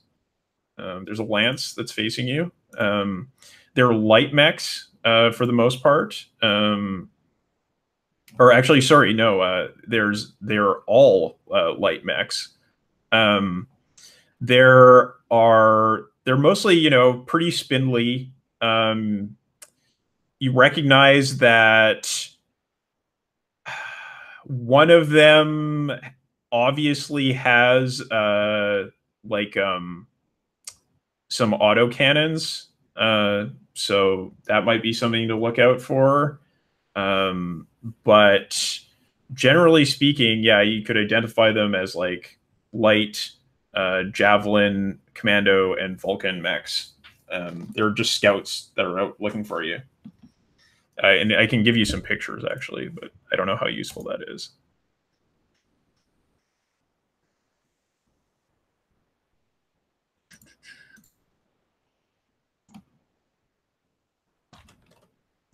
So basically, one thing you might think of is that your mechs are, like, your lance is heavier than their lance. So you do have, like, a weight advantage on them. I'll snipe them. Okay, go for it. So you're gonna be using your LRMs. Here's the question too: would our tactics have shifted rules of engagement wise because of this contract thing? Like, is it kind of, if it's military fiction, is there rules to be like, oh, you never do this to the enemy or whatever? Which now I'm kind of like let off the leash. I mean, it depends sort of on your character, how much you care about that, because basically everything you're doing right now is criminal activity. But if you're a pirate, I don't know how much that matters to you, right? Yeah, I mean, one thing I might say is, like, if you really want to, like, aim for their legs to try to maximize salvage, that is the thing you could do. Well, no, what I mean is, like, I'm thinking in my own head anyway, is with this going back to being pirate stuff, it's more like I'm going to be more brutal and let off the leash. And I'm going to use that as a vector for roleplay if it actually makes sense in the... yeah, I mean, you absolutely could do that. It's just like... yeah, I mean, however vicious you want to be is probably okay. Like, I mean, it might be considered poor form to shoot a lance in the back when they're retreating, but generally the rules of engagement in the inner sphere aren't that severe. The clans have super strict rules of engagement, but the inner sphere, it's kind of just... Okay, so like our commander wouldn't be like, oh my god, I can't believe you did that, or whatever, right? Yeah, unless you were just like, oh, I just murdered a bunch of people who are trying to run away. That might be, might be considered a little bit much. Yeah. Right. Over the line. Okay, cool. Yeah. Cool. In that case, I want to snipe in such a way that it goes right where the cockpit is and hopefully hits the human. Okay, cool. So you're gonna try to aim for the head. So I think because you are trying to do like a marked shot, it's going to be a little bit more difficult, but you will have more effect if you hit. So I think that's a -1d there. So you're starting at 0 dice. What do you think you have that could help you out? You have the positional advantage that puts you up to 1 die. Okay, and I have shootist. Plus shootist? 1d to all range so stuff. That's you're at 2 dice. Yeah, and I think This could be like a pirate tactic type thing that I used to be able to do all the time. You're used to doing headshots, so you can get more salvage. Yes. Okay. Okay. Let's see. Okay. So let's say 3d6. You're gonna roll. Okay. I'll be. I don't think anyone's done yellow yet, so I'll do that. A 5, double 5, mini crit. Mini crit. I like that. Okay, so you're gonna roll roll a d6 for damage. Okie dokie. Do the pips for damage. A 4. Okay, so you 4 damage. Okay, so I'll just write that down. Right here. So max. We will say which mech was probably in front. It's probably. I want to say this javelin. Yeah, that's totally it. It was a javelin in the front that you hit. So the javelin is now down to 2 HP. Okay. And I think because you know you've shot off these missiles, you're going to mark 1 heat because that's a hot weapon. Okie dokie. So you're still well out of their range, right? That's you haven't closed with them yet. What about the rest of you? What do you think you're doing? The other 2 members of this sort of side of the battle. Yes, you, Lieutenant, gonna take some initiative.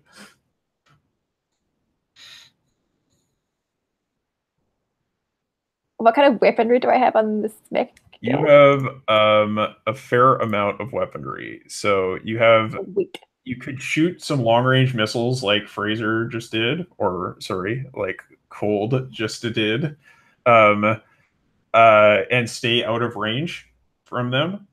Or you could try to close with them a little bit more and use your autocannon or your medium laser or both. So it's basically like a big like repeating cannon and a laser you could use to fight them. So you have the option to do an alpha strike, which means you fire both weapons at once, or you can instead choose to just fire 1 weapon. And what's the drawback to doing like an alpha strike? Is it like you take heat? Oh, okay. And if you fire the autocannon, it's a chance you might run out of ammo. If you fire the laser, you're going to take heat. Those are your options. Oh, okay.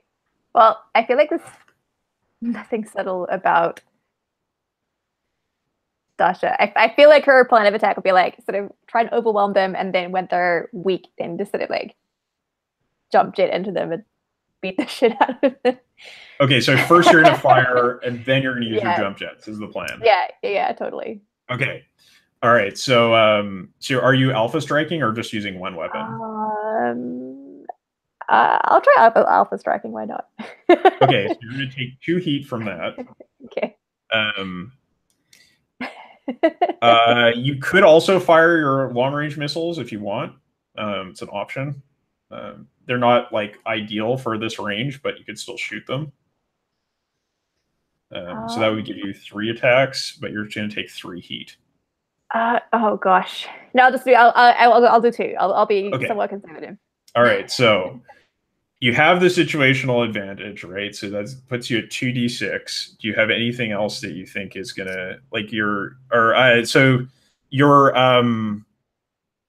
you are fast, so I think it's not a problem for you to close to range. So I don't think you take a disadvantage from range here. Do you think there's anything else that would factor in? I mean, the mountainous terrain does make moving a little bit hard, so maybe that's a -1 there. But I have piloting, so I feel like okay, good point. So yeah, so I think that would put you up to 2d6 to roll for attacking. Awesome, I will take that. Also, 2d6. Oh shit! I got a 2. Can I use my lucky? You can, I think. Yes, you can. Yeah, once per expedition, avoid a bad outcome and get away scot-free. So yeah, so I think this counts as a hit, right? Like it's Yay! what is it? It's like you think that you're shot, like you're you're like moving quickly along the mountainside, and you know, I think it's like you're trying to line up your shot with like get the reticle on the enemy. And it looks like the shot is going to go wide, but then yeah, it's probably you're still attacking the same mech, the javelin, and it just starts to take off to try to get out of the way, and it just like ends up straight in the path of your laser and your autocannon shot. So nice. Roll at, I think it should be 2d6 for damage. Let's see. This one. I think I have 2. It says 2d6. Oh, it's melee damage. Oh, the medium laser is +3 damage, so 2d6 +3. Oh, sweet. This guy is fucked. I got a 3 and a 6. Okay, so very dead. Oh, geez. This yeah, this this javelin, it's trying to run away, and like, it got hit by the LRMs, and it's like, okay, no, not good. I'm going to try to get to some cover, makes a turn, starts to run, and then I think you just like hit it in the flank with the autocannon, and it like flakes off its armor, and then the laser hits them in the core, and it just burns out, and falls to the ground, knocked over. Yeah, so there's 3 enemy mechs left. What do you do? I think maybe this is an opportunity for yeah, maybe this is a good opportunity to come out of cover there. Yeah, probably not a bad idea. How close? What's my? Let's hear. Are they? I think your range from them is probably far. Okay. Yeah. All right. So, what do we have again? What's left? The enemy mechs that you are facing still are. There are 2 commandos and a Vulcan. So commandos are equipped with, you probably know, SRMs, and the Vulcan has autocannon, medium laser, flamer, and machine gun. Yeah, I'm gonna go for the Vulcan. Okay. Yeah. I guess I'll use the. I'll go with the autocannon. Okay. Yeah, I think I'll just stick with the autocannon. All right, go for it. So what do you think's the advantage here that you have? Let's see here. Positional advantage you've got, but yeah, positional advantage, and then let's see here. Definitely not the sensors bonus. No. Let's see. Yeah, I think I might only have that. Okay, so 2d6. Let's see how it goes. Okay.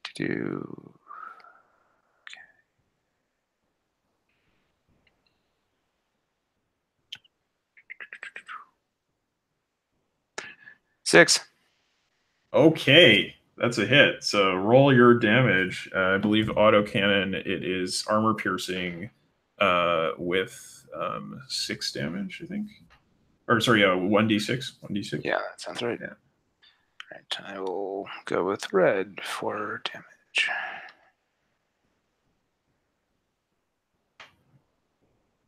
Four points. Okay, so Vulcan is down to 5 HP. So Javelin's dead.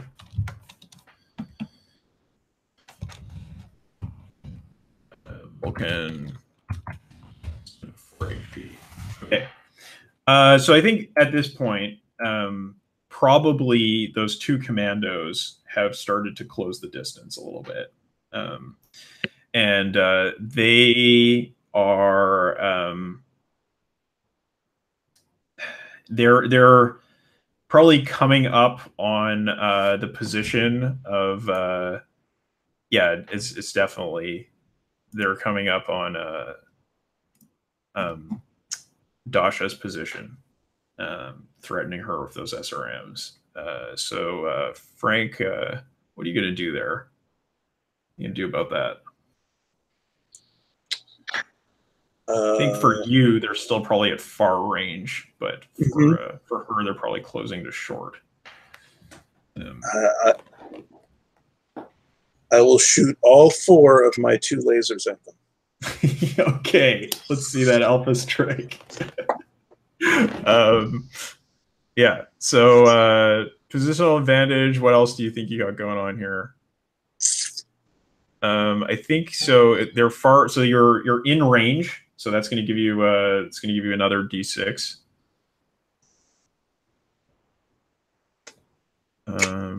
Maybe that's it.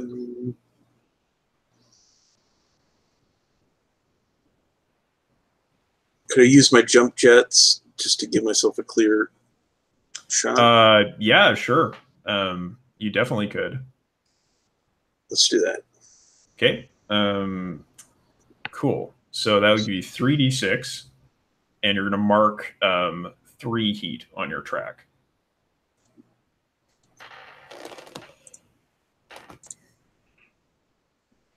Six.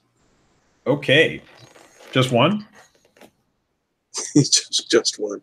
Yes, just one. All right. So roll 2d6 plus 6 for damage.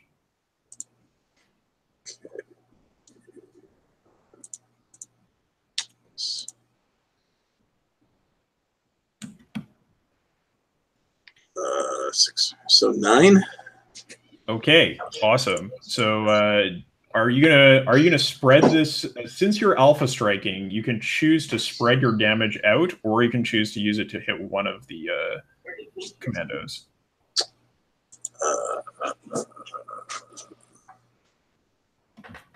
Probably just focus one down, unless I like know that. Well, you know they're light mechs, but that's about all you know. You don't really know how much HP they have yet. So right. So maybe I think just focus one down. Okay. All right. So yeah, one of them, like, you just light it up. Like, it is closing with the lieutenant, and you know you just jump up into the air. You have a clearer shot, and like probably just like hit that cockpit, and it's just melted into slag. Commando falls on its back, and the other commando is left exposed. So maybe this is a good point for for Dasha to make her grand melee attack. I don't know. What do you feel like? Okay, that's pretty much why I came here to play this game. Okay. So are you going to try to melee this commando, or are you going to try to? Yes. Okay, let's go. I am so ready for this. So if you want, you could also fire your SRMs. Yes. It's just it would be we'll say you probably take 1 heat for doing that if you want to do that. Okay. Yeah, I totally want to fire it and then like fully launch it into this dude to beat the shit out of him. So they have a speed advantage on you, which means means that you have -1d. So you're going to start at 1d, go to -1. You get this positional advantage. Is going to be +1. Anything else that you think would work to your advantage here? Like, can I still take piloting to try and outmaneuver them? I take a stress or a deal. I mean, I think that means that you're not at a disadvantage because of the uneven terrain, right? Mm-hmm. So I think you're kind of at 1 die here. Oh no. Yes, you can spend your edge. You can spend your yeah. I will fully spend an edge. Okay, so that's going to give you 2d6. Yeah. Yeah. Shoot, I've lost roll here, buddy. Ah, there it is.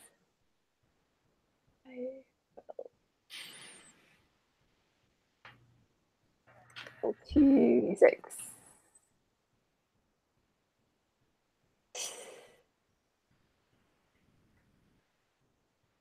Oh shit!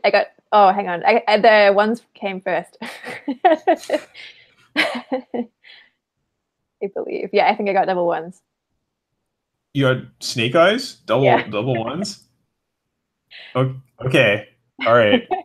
Okay, so I think this is like you go for like a big swing with that big meaty fist you have on your Shadowhawk, and you fire your SRMs at this commando, but they just sidestep you, and you go wide, and you're left completely exposed, and they're gonna get a shot in at you. My luck ran out already. So roll a d6. Let's see how this goes. Okay.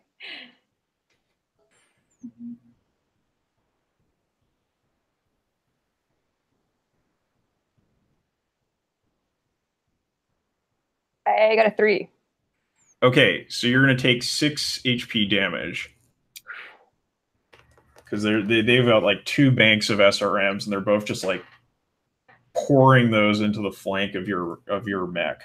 Oh my gosh! It's not looking super good for Lieutenant here. Oh dear.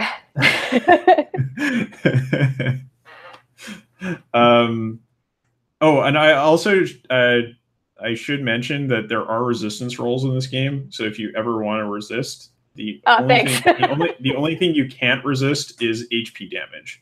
You can resist anything else. And it costs you 1 edge to do that.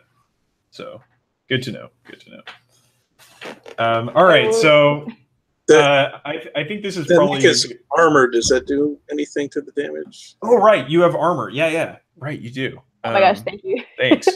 Yeah, so I think you have what, 1 armor? Yeah, so you're going to take 5 damage, not 6. Only halfway dead now. Excellent. Yes, only halfway dead. Okay. Perfect. So, why don't we see something from our Valkyrie here? You see that your commanding officer is getting the shit kicked out of her. What do you do? Can I hack them? Because I think my weapons are far and extreme, so I don't. You would be probably like at a far range now at this point. You're not like super close to her because she ran up ahead to try to do this punch. Oh, okay. I thought we were together. Okay, then I'll try to laser them. Okay, fire in your lasers. Yeah. Right. And I think again, shootist definitely applies here. And you get that position. I'll say you probably don't get a positional bonus here because you're like the 2 of them are engaged, right? So you're trying to make a difficult shot. Yeah. So I think you get the +1 from shootist, and maybe nothing else. Yeah, I think that's it. That's 2, is it? Yep. 2d6. Yellow dice coming. I got a 6 though, so that's good. Nice. All right. So you're firing the medium laser, so roll 1d6 plus 3. Okay. 5 is 8. Okay. Nice. So does it this guy is toast as well. Can I make it so that when he's like about to punch again, I like shoot the laser so it rips off its arm? Oh yeah. It's maybe like it goes like up the arm and like towards the cockpit. Yeah. So he's terrified when he dies because he sees the laser coming, right? It's like, oh shit, ah! Yeah, and like when when he falls over, when the mech falls over, you can see like its arm is like sort of like soldered into place because of the laser blast that hit it. And so the good lieutenant is in a pretty good position now. Finally, saved by her sniper, and I think that this Vulcan is the only guy left here. So he's going to make a morale roll to see if he's going to keep fighting or if he's going to run, because I think he's in a bad state. So let's see. If he runs, I'm gonna fuck him up anyway. Make a choice. Yeah. All right. You want to go home or you want to go to jail? Okay, so yeah, so he's running. He's gonna break, and he's got jump jets. So he's gonna be burning those pretty hard, I think. Trying to get down behind a mountain face somewhere. Does anybody want to try to like shoot him out of the air, or are you just gonna let him get away? What's the deal here? I'll kill him. All right, you can go ahead. Go. I think you're probably gonna be shooting. Do you want to alpha strike, or do you want to shoot with your missiles? Is he fresh or? Yeah, he's fresh. Or no, wait, he took some damage from Shane's shot there, so I think he's at 4 HP. I'll do a regular one then. Okay, which weapon are you using? Is like this is your the one missiles? That did the +3 was pretty. Oh, good. that's your laser. Okay. Yeah, go for is it. That good? So I think you're definitely at a disadvantage here because he is jumping, and you're trying to hit him, and. But my piracy background, I did this all the time. People were running away all the time. All right, so let's say you got 1d6. Let's see if you can hit him. And I'm being pretty do-it-yourself about this. I'm aiming for the joints. Nah. Okay, so let that slide. Okay. If you want to spend an edge, you could get an extra d6. Well, so. Do we know, like he's probably, this whole unit's been in contact with the place that we're going to probably, right? They were probably like possibly sent to defend that place. It's not really clear. They might have just been on patrol, but you don't really know. No, I'll just do regular. Okay. No edge. See how that goes. So that was 2, right? Yep. 2, 6. Okay, nice. Another hit. Hey, you're rolling well. Yeah. All right, so roll that d6 +3. See if you cook this guy. 6. All right, 9 damage. Okay. No. 3 + 3. Oh, 3 + 3 is 6. Okay, he's still toast.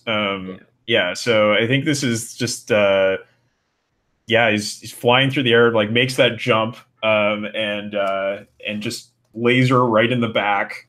His jump jets explode and just goes crashing to the ground, like slides down the side of the mountain. There's this big like a landslide that follows after it. Yeah, and I think it as far as you can tell on your shitty sensors, you are all clear at the moment. My senses are shitty too, or just.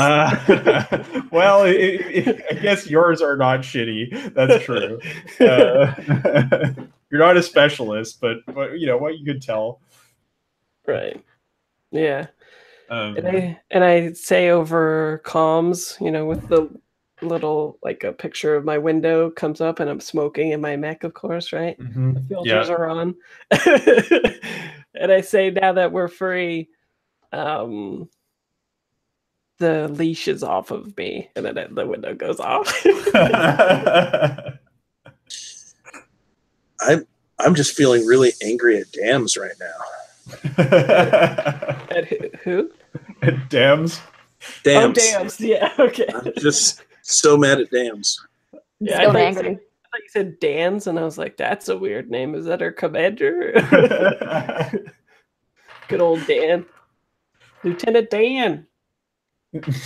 Yeah. So, what's the order? What are you gonna do here, Lieutenant? You gonna try to do some field repairs, or are you just gonna move on? How much damage do we have? I don't think you have any, or like only the lieutenant has damage. Yeah. Oh, okay. Is the lieutenant are you the type of privileged character that would get mad at being hit and hurt? Oh yeah, toast. My beautiful Mech. Yeah, like are you displacing your failure onto somebody else? Definitely. I'm the sniper. You could always blame it on me. You'd be like, "What the fuck was that?" If you want, I could take it. Oh yeah, because it's a real asshole thing to do. Because you pretty much saved my life. Yeah, toys. Yeah, it's probably a mix of like they got lucky. Like I was coming in hot, and like they just got lucky. And also, it would have gone better if like the sniper hadn't like done whatever like earlier, like taken a shot early, got it out of order. Yeah. So yeah, so you're arguing that like by using the initiative to your advantage, they made a bad decision. We should have just let you run up there and punch somebody. Yeah, I'm not saying it's logical, but that's Yeah. what I'm feeling right now. Very good. Okay. So how you feeling about that there, Mr. Cole? Oh yeah. All you see in mine is like it starts the yelling and the screaming over it, and then I just hit the mute button, and then I'm just smoking like a Frenchman. Take a cigarette. Yeah. You can still see like Dasha mouthing stuff, and a lot of it's probably like fuck you. Yeah. But you can't hear anything. Yeah.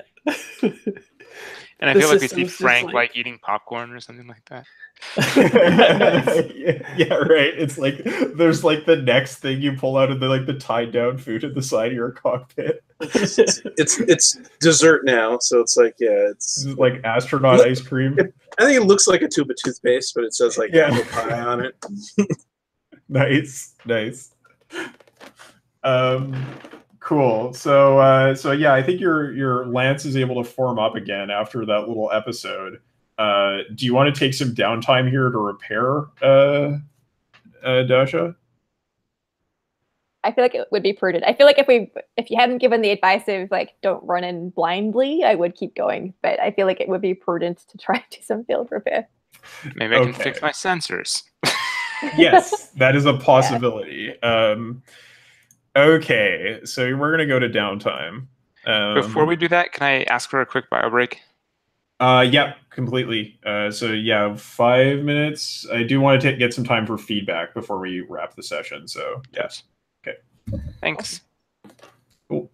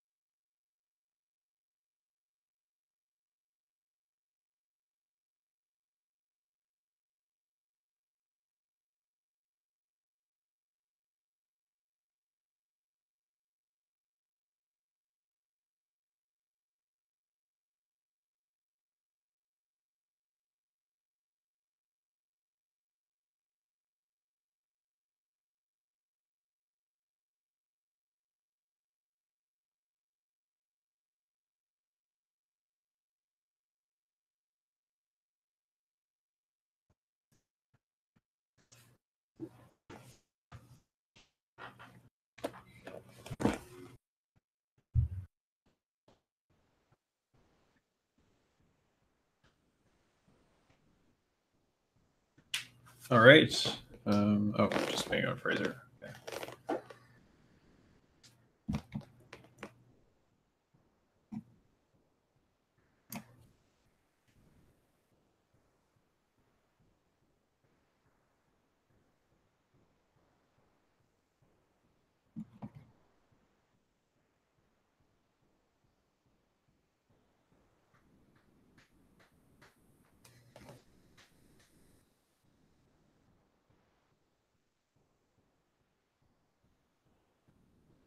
Wow, there's a lot of people viewing this game at the moment. Oh no. Really? No, I mean not this video. Oh. Just a couple at the moment, but hey to the viewers. Forgot to set it to unlisted. Oh, is it a public thing? Yeah, it's public. Yeah. Well, good people can bask in the beauty of their character. That's right. Totally. Spike Spiegel. Vicious Spike Spiegel. Vicious Spike Spiegel. Yeah, he's meta Spike. Okay, well, so we're going to move on to maintenance and repairs. So after straining their mecha systems, the unit may wish to stop for maintenance and repairs. This action can be taken at an opportune moment during a mission or at the start of the downtime phase. During maintenance and repairs, the heat gauges of all mecha are set to 0. So you can set your gauges back down to 0, and all edges restored. Afterwards, each player rolls for hit point recovery with the following procedure. So you can restore at least 1d6 HP. The GM will add extra repair d6s depending on the quality of the repair facilities available. So I think that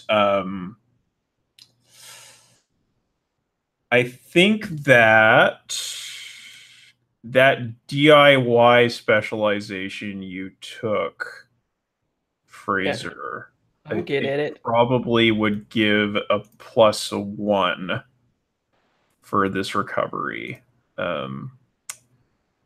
Yeah. Because one of the questions is, are there technicians, PCs, or NPCs available to perform repairs?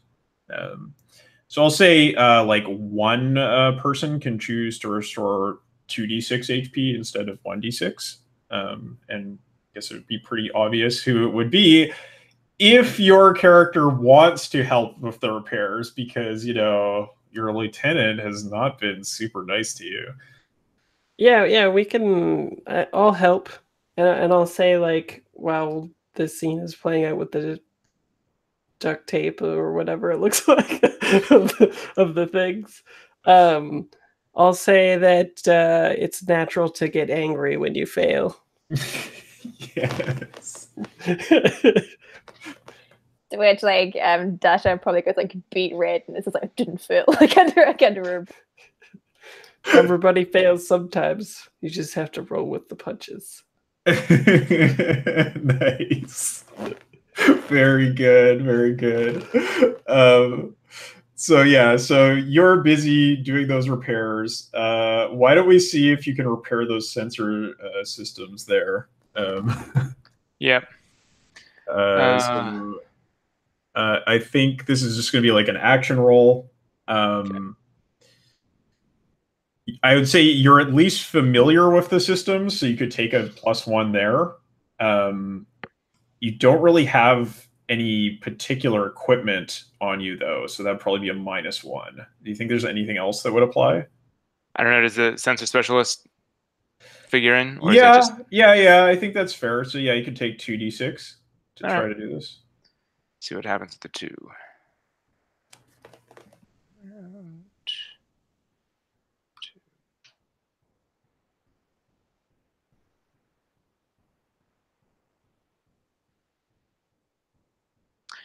Got a 6. All right. So yeah, you are able to properly calibrate your sensors, and like you actually try to like test them against some things here, and it's like, okay, everything's 5 by 5. So yeah. So I think that the team is pretty much.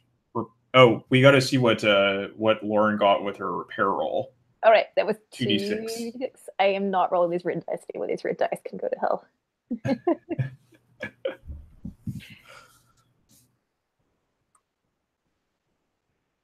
I got a 1 and a 6.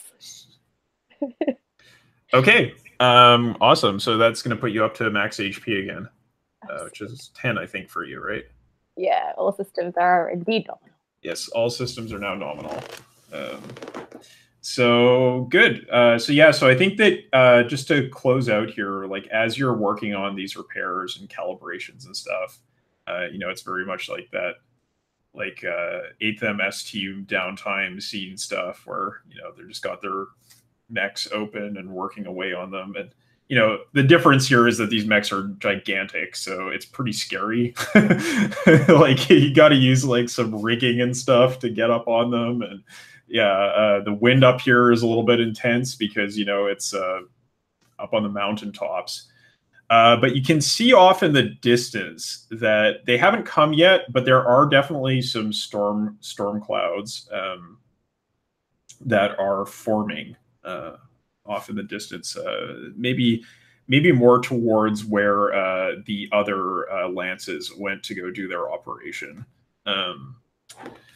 So it's a thing to think about as the mission goes on. Right. So as far as advancement goes, there's no advancement because there hasn't been any mission objectives completed yet. So we don't have any end of session moves to worry about. So I think I'll just ask my playtest questions while we do this. One quick thing I should note: I'm not attending next session. Right. Yes. So I don't know how you want to plan on your mech will have an unfortunate fall into a chasm and have to make your way out of there. That's fair. Yeah. Gets lost. Yeah. it gets lost. Yeah.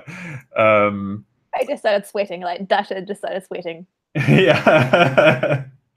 Well, you don't have jump jets, so once you're down there, it's trouble. Yeah. And of course, your commanding officer, I really don't feel like she'd stay behind to help you get out.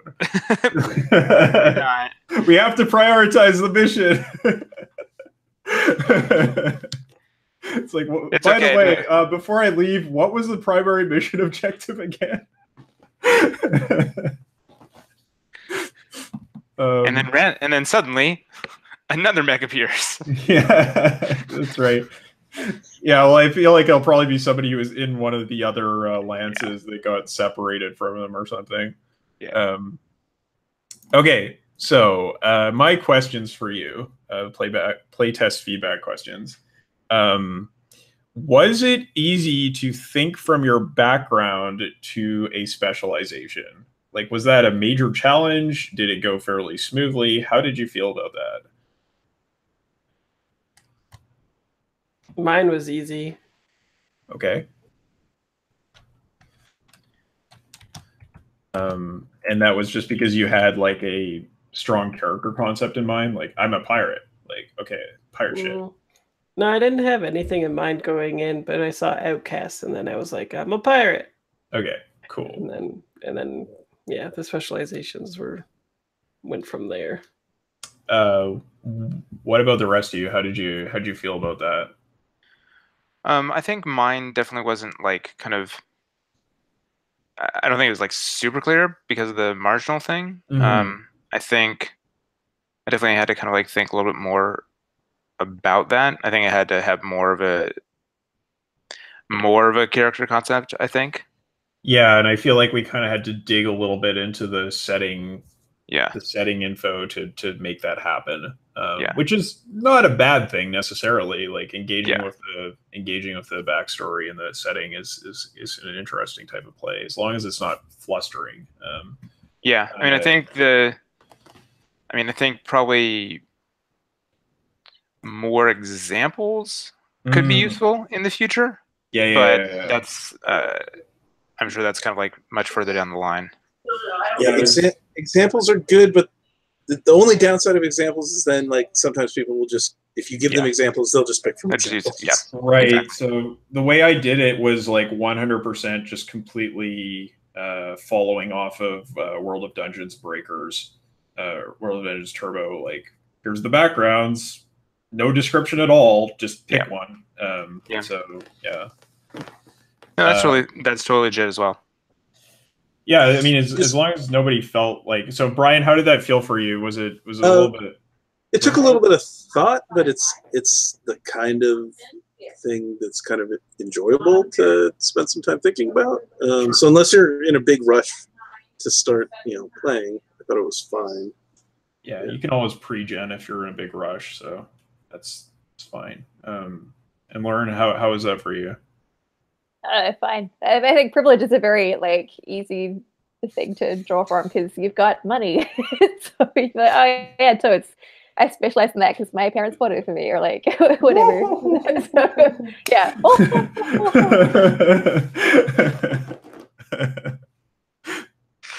Man, I can't imagine what an Ojo-sama mech commander would look like. You're about to say the next session. No, I'm kidding. Okay. Okay, so were there any talents you would have liked to have seen but were not listed in the list there? Is there anything that was like, oh man, I wish I could have done XYZ?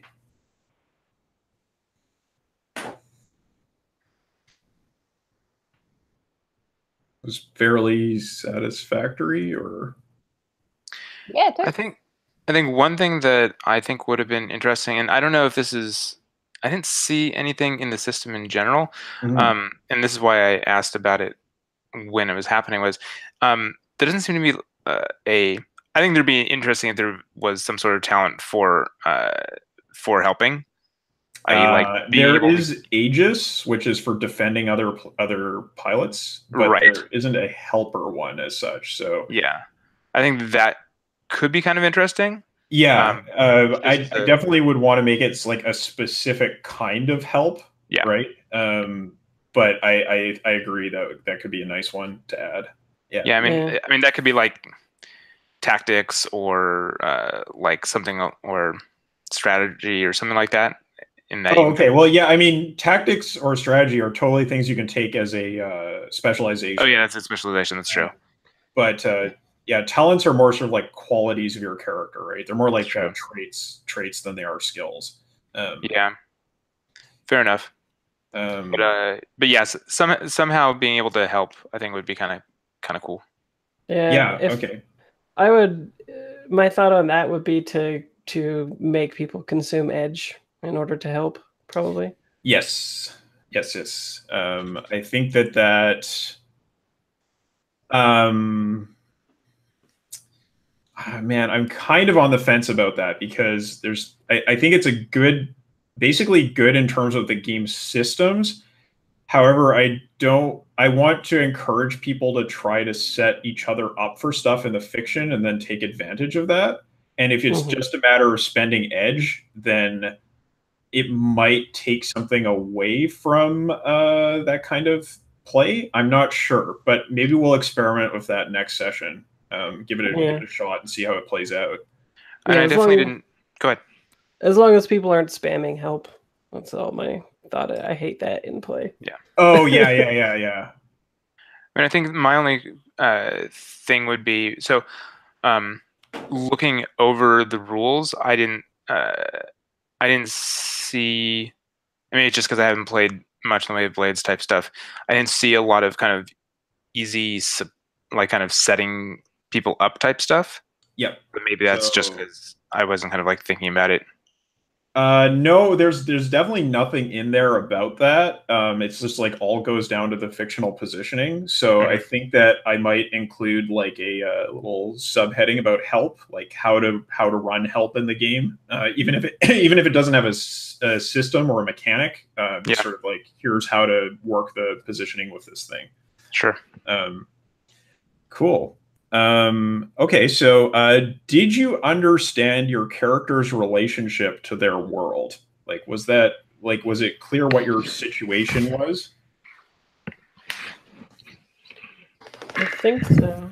Like, Yeah, like all of the fiction seems to be around engaging with battle stuff, though. So I'm hazy about what we do when we're not fighting people. Yes. So I think we'll get a chance for downtime probably next session. And I think it's the basic idea there is that you get XP for finishing missions, but you are probably going to lose parts, take damage, end up in trouble because of what you get on a mission. So the only way you can really deal with like major like material problems, like running out of ammo or having things damaged or taking like a trauma is by dealing with NPCs. So it's kind of like what you do in the downtime. What I envision is that it will be the things that you need to do to support your operations, right? And then the complications that follow out of that. Because so it's kind of like if you think about like night witches, it's kind of like the inverse, right? In a way, like the rules are more oriented towards the operation and less towards the on-base stuff. But I think that some of the same sorts of problems you run into in night witches when you are on base are the same sorts of things you would run into in this game in downtime. Cool. Okay. Any other sort of comments about the relationship to the world? Was that fairly clear? Like, were you like, I don't know what the fuck we're doing, or I don't know where we are, or any of that kind of problem? No, I felt pretty like grounded in this reality, but maybe that's because like we're fighting rich people, and I am a rich person, but I'm not going to acknowledge that. Like I felt like I slotted pretty well. You had a concept in a situation. Yeah. All right. Okay. So, next question is, did you feel overwhelmed by tracking tags in combat? No, it's okay. Okay for everybody? There was a few instances where there was a lot of stuff being calculated where I got a little bit lost. Okay. I don't know if that was on the upper side of what would be taken into account with the dice rolls or not, but yeah. I think when Shane was making one of the moves, I was like, whoa. Right. We were moving a little bit fast. Yeah, but if that's on the upper side of what you're calculating, I think it would be fine. Yeah, I think it would be on the upper side. Like you're like because of the way the balancing works, you're probably not going to have like more than say 5 tags on a weapon. And so only like maybe 2 or 3 of those would be relevant in any given situation. So I don't know. I think it's kind of maybe pushing it a little bit is how I feel, but like not quite over into the unmanageable territory yet. So okay. The range that everyone is at relative to everyone else seems like it's really kind of important. Yes. So some kind of map that and way of maneuvering or failing to maneuver to different ranges might make sense. It's adding a whole lot more complexity, but yeah, I mean it's not so much adding complexity as it is just sort of altering the way the combat is played out.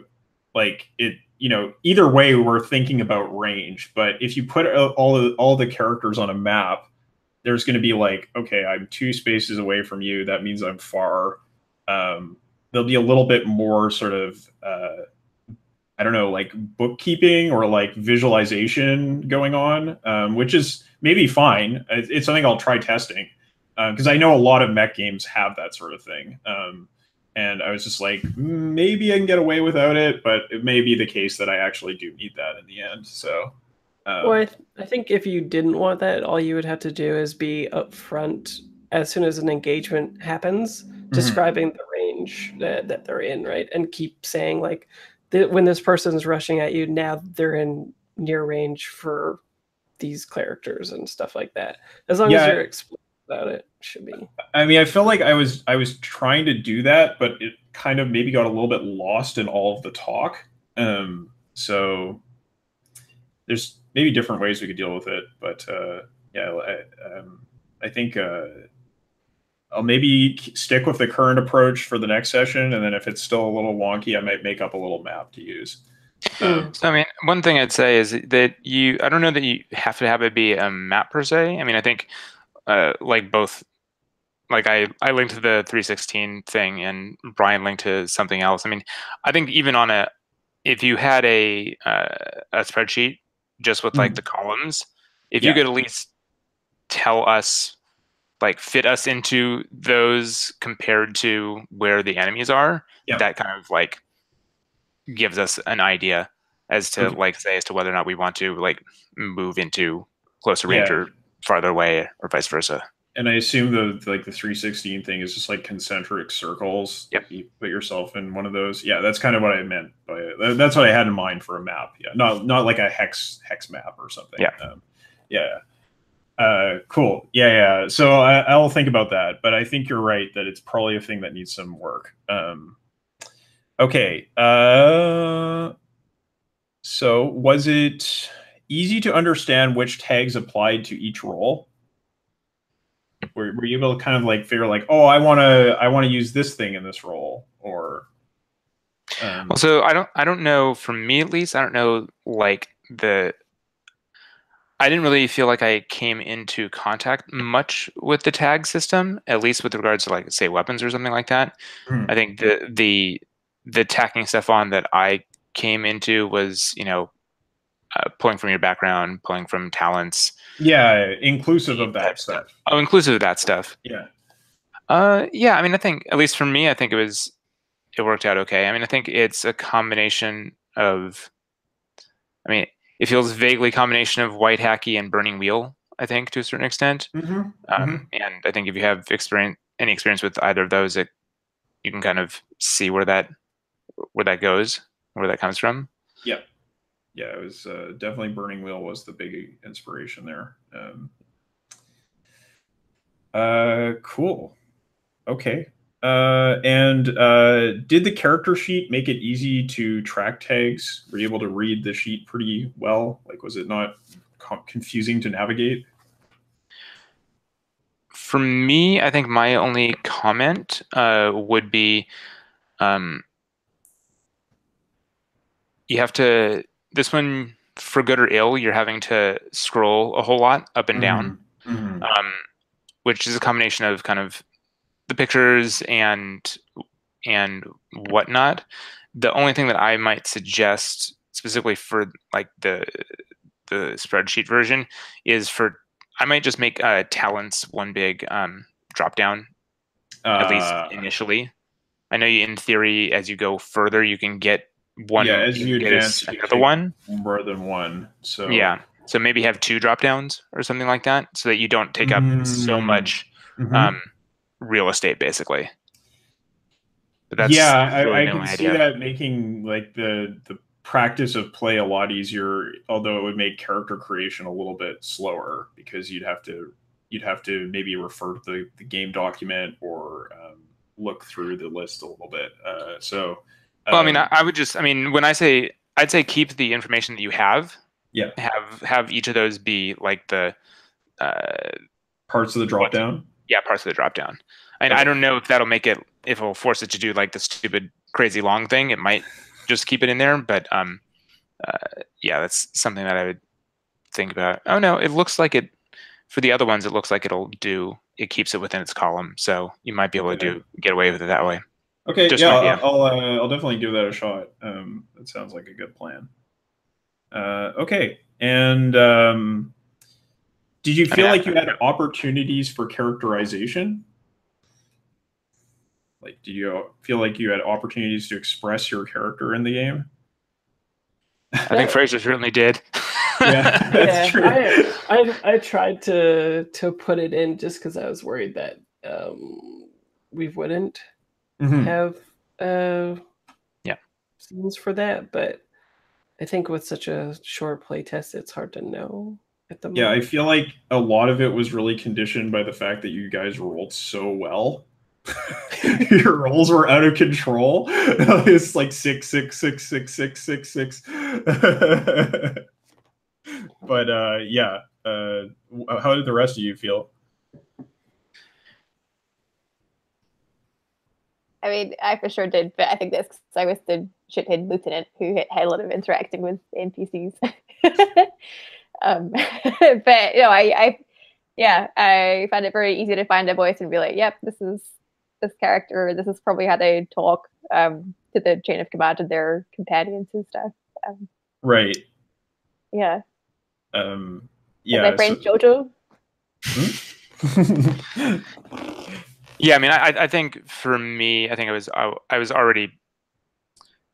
I think once I kind of vaguely got an idea of the character, I knew it was going to be kind of more of a support one, and so I think I was mostly going to be reactive. So Right. I think I did a lot of the kind of like rolling my eyes type stuff and like reacting more than anything else, which is totally fine. But I think that's also kind of in line with the character. Right. You know, not speaking up a whole lot, other than like to those, I guess, like the techs or something like that, who I felt as though like I could actually do that too. Right, because you're a mech warrior and they're just a tech, right? Right. So it's cool. Okay, and maybe last question. Were the tactical situations interesting, or did they feel very samey? Was the tactical situation interesting, or did it feel very samey? Was there a sense of decision making, or was it just I press the X button to win? What was the feel there? I mean, I don't think so. I think there's a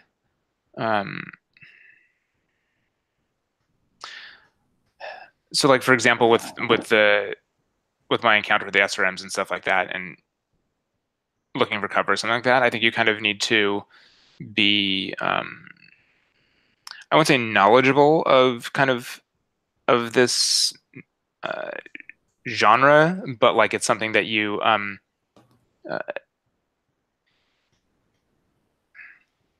it's like having mech combat and having it like with a map and like with trees and like stuff like that. Then you know whether you can do the thing. But here you have to just kind of like throw out possibilities for fictional positioning, as opposed to having anything to kind of hang it on.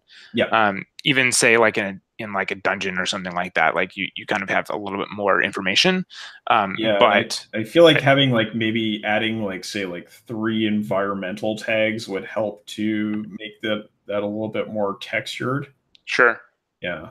Yeah, I mean, I think giving some ideas of kind of, I think environmental stuff would be useful, so that you can kind of have something to grab onto to do whatever fictional positioning that you want to do. I think that could be useful. Right. Any other thoughts on that stuff, other than it didn't feel like FF15? So I'm gratified by that. It's feeling pretty good. For me, it didn't. Yeah, like I don't know about BattleTech, so I don't feel like I could institute any particular strategies or tactics or something to it. For me, I was just like, I shoot it now. Okay. So I don't know if that's helpful or not. No, that's definitely helpful to know. Yeah, for sure. So yeah, I feel like I do need to do more to complicate or texture combat. I feel like the weapons tags are useful, but yeah, I think that having that map, like the grid of some kind, or having environmental tags would maybe help. And I don't know. There's maybe maybe I should add more options to the game for things you can do in battle other than attack, right? I think it might be neat to have different maneuvers that are suggestive of like what they benefit from. Yeah, just because I don't have that knowledge, so that would be cool. I could be like, I could feel really confident in a mech thing if I was like, I wanted to do the Y maneuver, and then on comms I could be like, okay, I'm gonna be doing the Y thing now, you know, that kind of stuff. Yeah, it just goes. Go ahead. I was like, yeah, if you trace this back to Breakers and then to World of Dungeons, you know, the reason World of Dungeons can be 2 pages is it's also has just like, you know, Dungeons and Dragons. Yeah, like so I think people who had played a ton of Battle Mech, yeah, you don't need anything more. They'd be like, oh yeah, okay, we get this. But I think a lot fewer people have that deep experience with BattleTech. So yes. You'll have to add some of that, I guess. Yeah, I mean, I think that's an interesting point for the design. I do want to keep it simple. I do want to sort of maintain that kind of Wodoo approach because, I'm not trying to sell this game as like the complete mecha game. Like there are numerous attempts to try to do that out there already. So I do want to make it as accessible as possible though. So like I might add something like the stances that are like in Vagabonds. That might help a little bit, I think, where you can be aggressive or defensive, and that alters the outcomes you get. And I might add a little bit more to, I don't know, I might add like one more system to the game to try to deal with that stuff. So to try to make the maneuvers more legible to the players. Yeah, cool. All right, so let's very quickly do some stars. So Shane, do you want to kick it off there? Yeah, let's see here. I guess I really dug Fraser's characterization of his character. I really dug the cigarette smoking in the cockpit and the turning off of the comms and whatnot. That was just solid. That was all like, I enjoyed that a lot. Definitely. Lauren, a star. Yeah, I want to start a run for putting up with that character.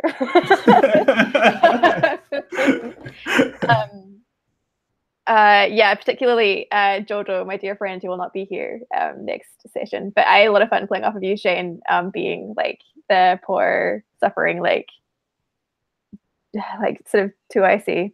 That was, thank you for that. And likewise, thank you, Fraser, for letting me yell at you. That was fun. I'm curious to see where this character goes. But yeah, massive stars to my cohort for putting up that character, and also to you, Kyle, for encouraging it. Thank you for playing into that flag of the privileged lieutenant who doesn't know what they're on about. Yeah, no problem. Always happy to see that. Fraser, do you have any stars? Yeah, I thought that it was pretty interesting. For me, it's all really new. Like I've never played any game like this, so it's fun experiencing something new, especially with people that I've played with before and trust that if I like mess up, I won't feel too stupid. Not like when I'm playing D&D.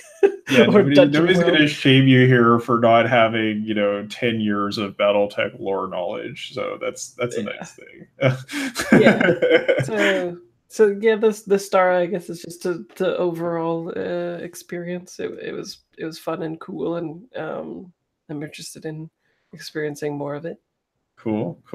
Yeah, and Brian, do you have a star?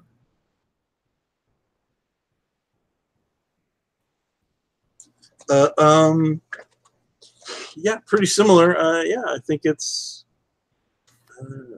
what's not to like? It's robots and lasers and Yeah, it's a good time. All right.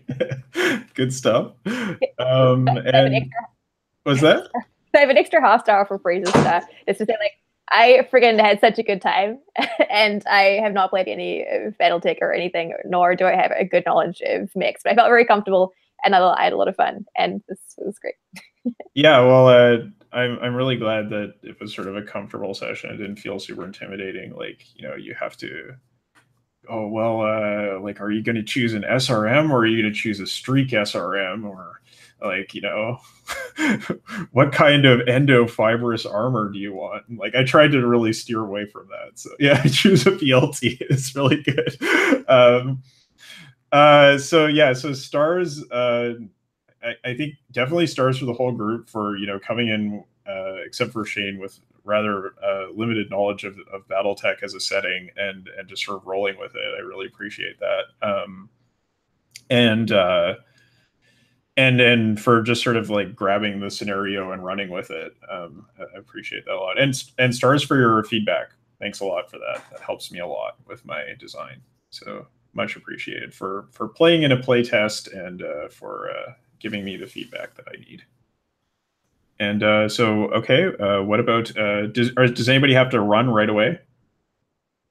Okay, so what about wishes, Shane? Is there anything you'd like to see, or for yourself, for other people, for let's see. the game? I think...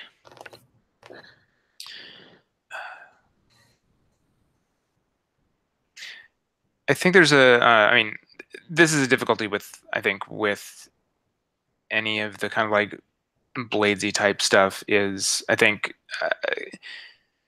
kind of character RP stuff tends to have to happen kind of within mission or within like engagement or stuff like that, which I think can,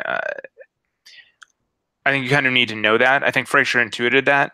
I don't know if Fraser's played any like Blades or anything like that. I think Fraser kind of played a small amount of Forged in the Dark games, like gotcha 800 playtests of Heck the Planet. Oh, that's true. Yeah. Okay, fair point. Totally forgot about that. Anyway, but yeah, so I think there's that, but I think I haven't played much, and like I think that is something that you kind of need to keep in mind, is that if people are coming to this wanting to do a lot of RP, then I think they need to know that they need to kind of push for that through characterization of their actions and what they're doing, as opposed to kind of the latter. Because I feel like most of the time it tends to be kind of lots more mission focused than kind of like downtime focused. And the former, if that is the case, then people should know ahead of time that if they want to do RP, they need to kind of like get it in that way, as opposed to thinking that they're going to kind of like have lots of interactions with their cohort or with NPCs or something like that. Yeah, I feel like I think that's good advice. I think it's going to depend a lot on your table, though, because like when I've run Blades, I spent a lot of time in downtime. Cool. Doing free play, so I think that we'll probably get to see some of that as we go on. It's just it's not mechanically enforced, right? Yep. So it's going to depend a lot on your table. Yeah, for sure. Okay, Lauren, do you have any wishes? More the same. It was super good fun. I guess I wish for Dasha to, I don't know, face the consequences of stuff she's doing, or like, I don't know, feel free to go push hard on her. I don't care. Okay. If you want to teach her a lesson. Yeah, no, I'm super into playing more of this rich privileged kid finding a place in the chain of command and having responsibility, but no experience or capacity to execute it in a... Yeah, it's gonna be real interesting to see what happens when your second is not around in the next session. I know, like I'm legitimately shitting myself for next session. Jojo. That's good. Good to hear. Good to hear. It's stress. Okay, so Fraser, how do you feel? The only thing that I think I would wish for is clarification of narrative control when it's happening. That was unclear. Like, okay, so you're talking about, are you talking about spotlighting, like who's supposed to take the lead? No, not that in particular. I think that's just a hazard of online games. Yeah. I just mean like when you succeed, how much control the player has over the narrative, and also when they're describing their actions and what, like, how much agency the player has on a meta level of describing the agency and what they're doing within the fiction. Okay, sure. Yeah, I think it's. I think I will maybe throw the ball to you more on sort of describing the results of moves. Well, even if it's not, that's fine. I just wasn't sure what it was. There's really nothing in the rules that say like, oh, you like, this is not a game where it's like very strictly defined what the result of a move is. So, well, if I remember correctly, I feel like I read in the rules that specifically that the GM describes like results. But obviously, yes. feel free to change. Yeah, I mean that blades just kind of wouldn't really work. If, yeah, but I will, describe the immediate consequences and then what you can maybe embellish that. Yeah, sure. Yeah. And Brian, what do you have for wishes for the future? Okay. Keep forgetting to say I'm also not in the next session. Okay, you're also not in the next session. Okay. So, are you in the third session, or I'm waitlisted for the third session? Okay. So, is there anything in particular you'd like to see happen to your character in the meantime?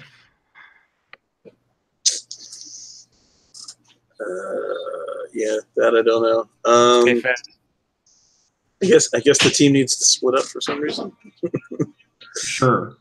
Yeah, maybe you go to rescue Jermaine when they're stuck in that chasm.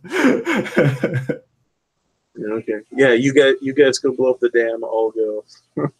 Yeah, I'm gonna sit here and I'll fly down and have some popcorn with Jermaine. There you go. Yeah, that makes sense. Yeah, so I guess I wish someone would drop from that third session. All right. Good stuff.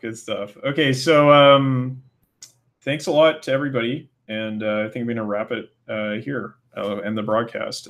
For anybody who's been watching, appreciate you checking this game out, and there will be more All Systems Nominal stuff on the channel in the future. So, see ya.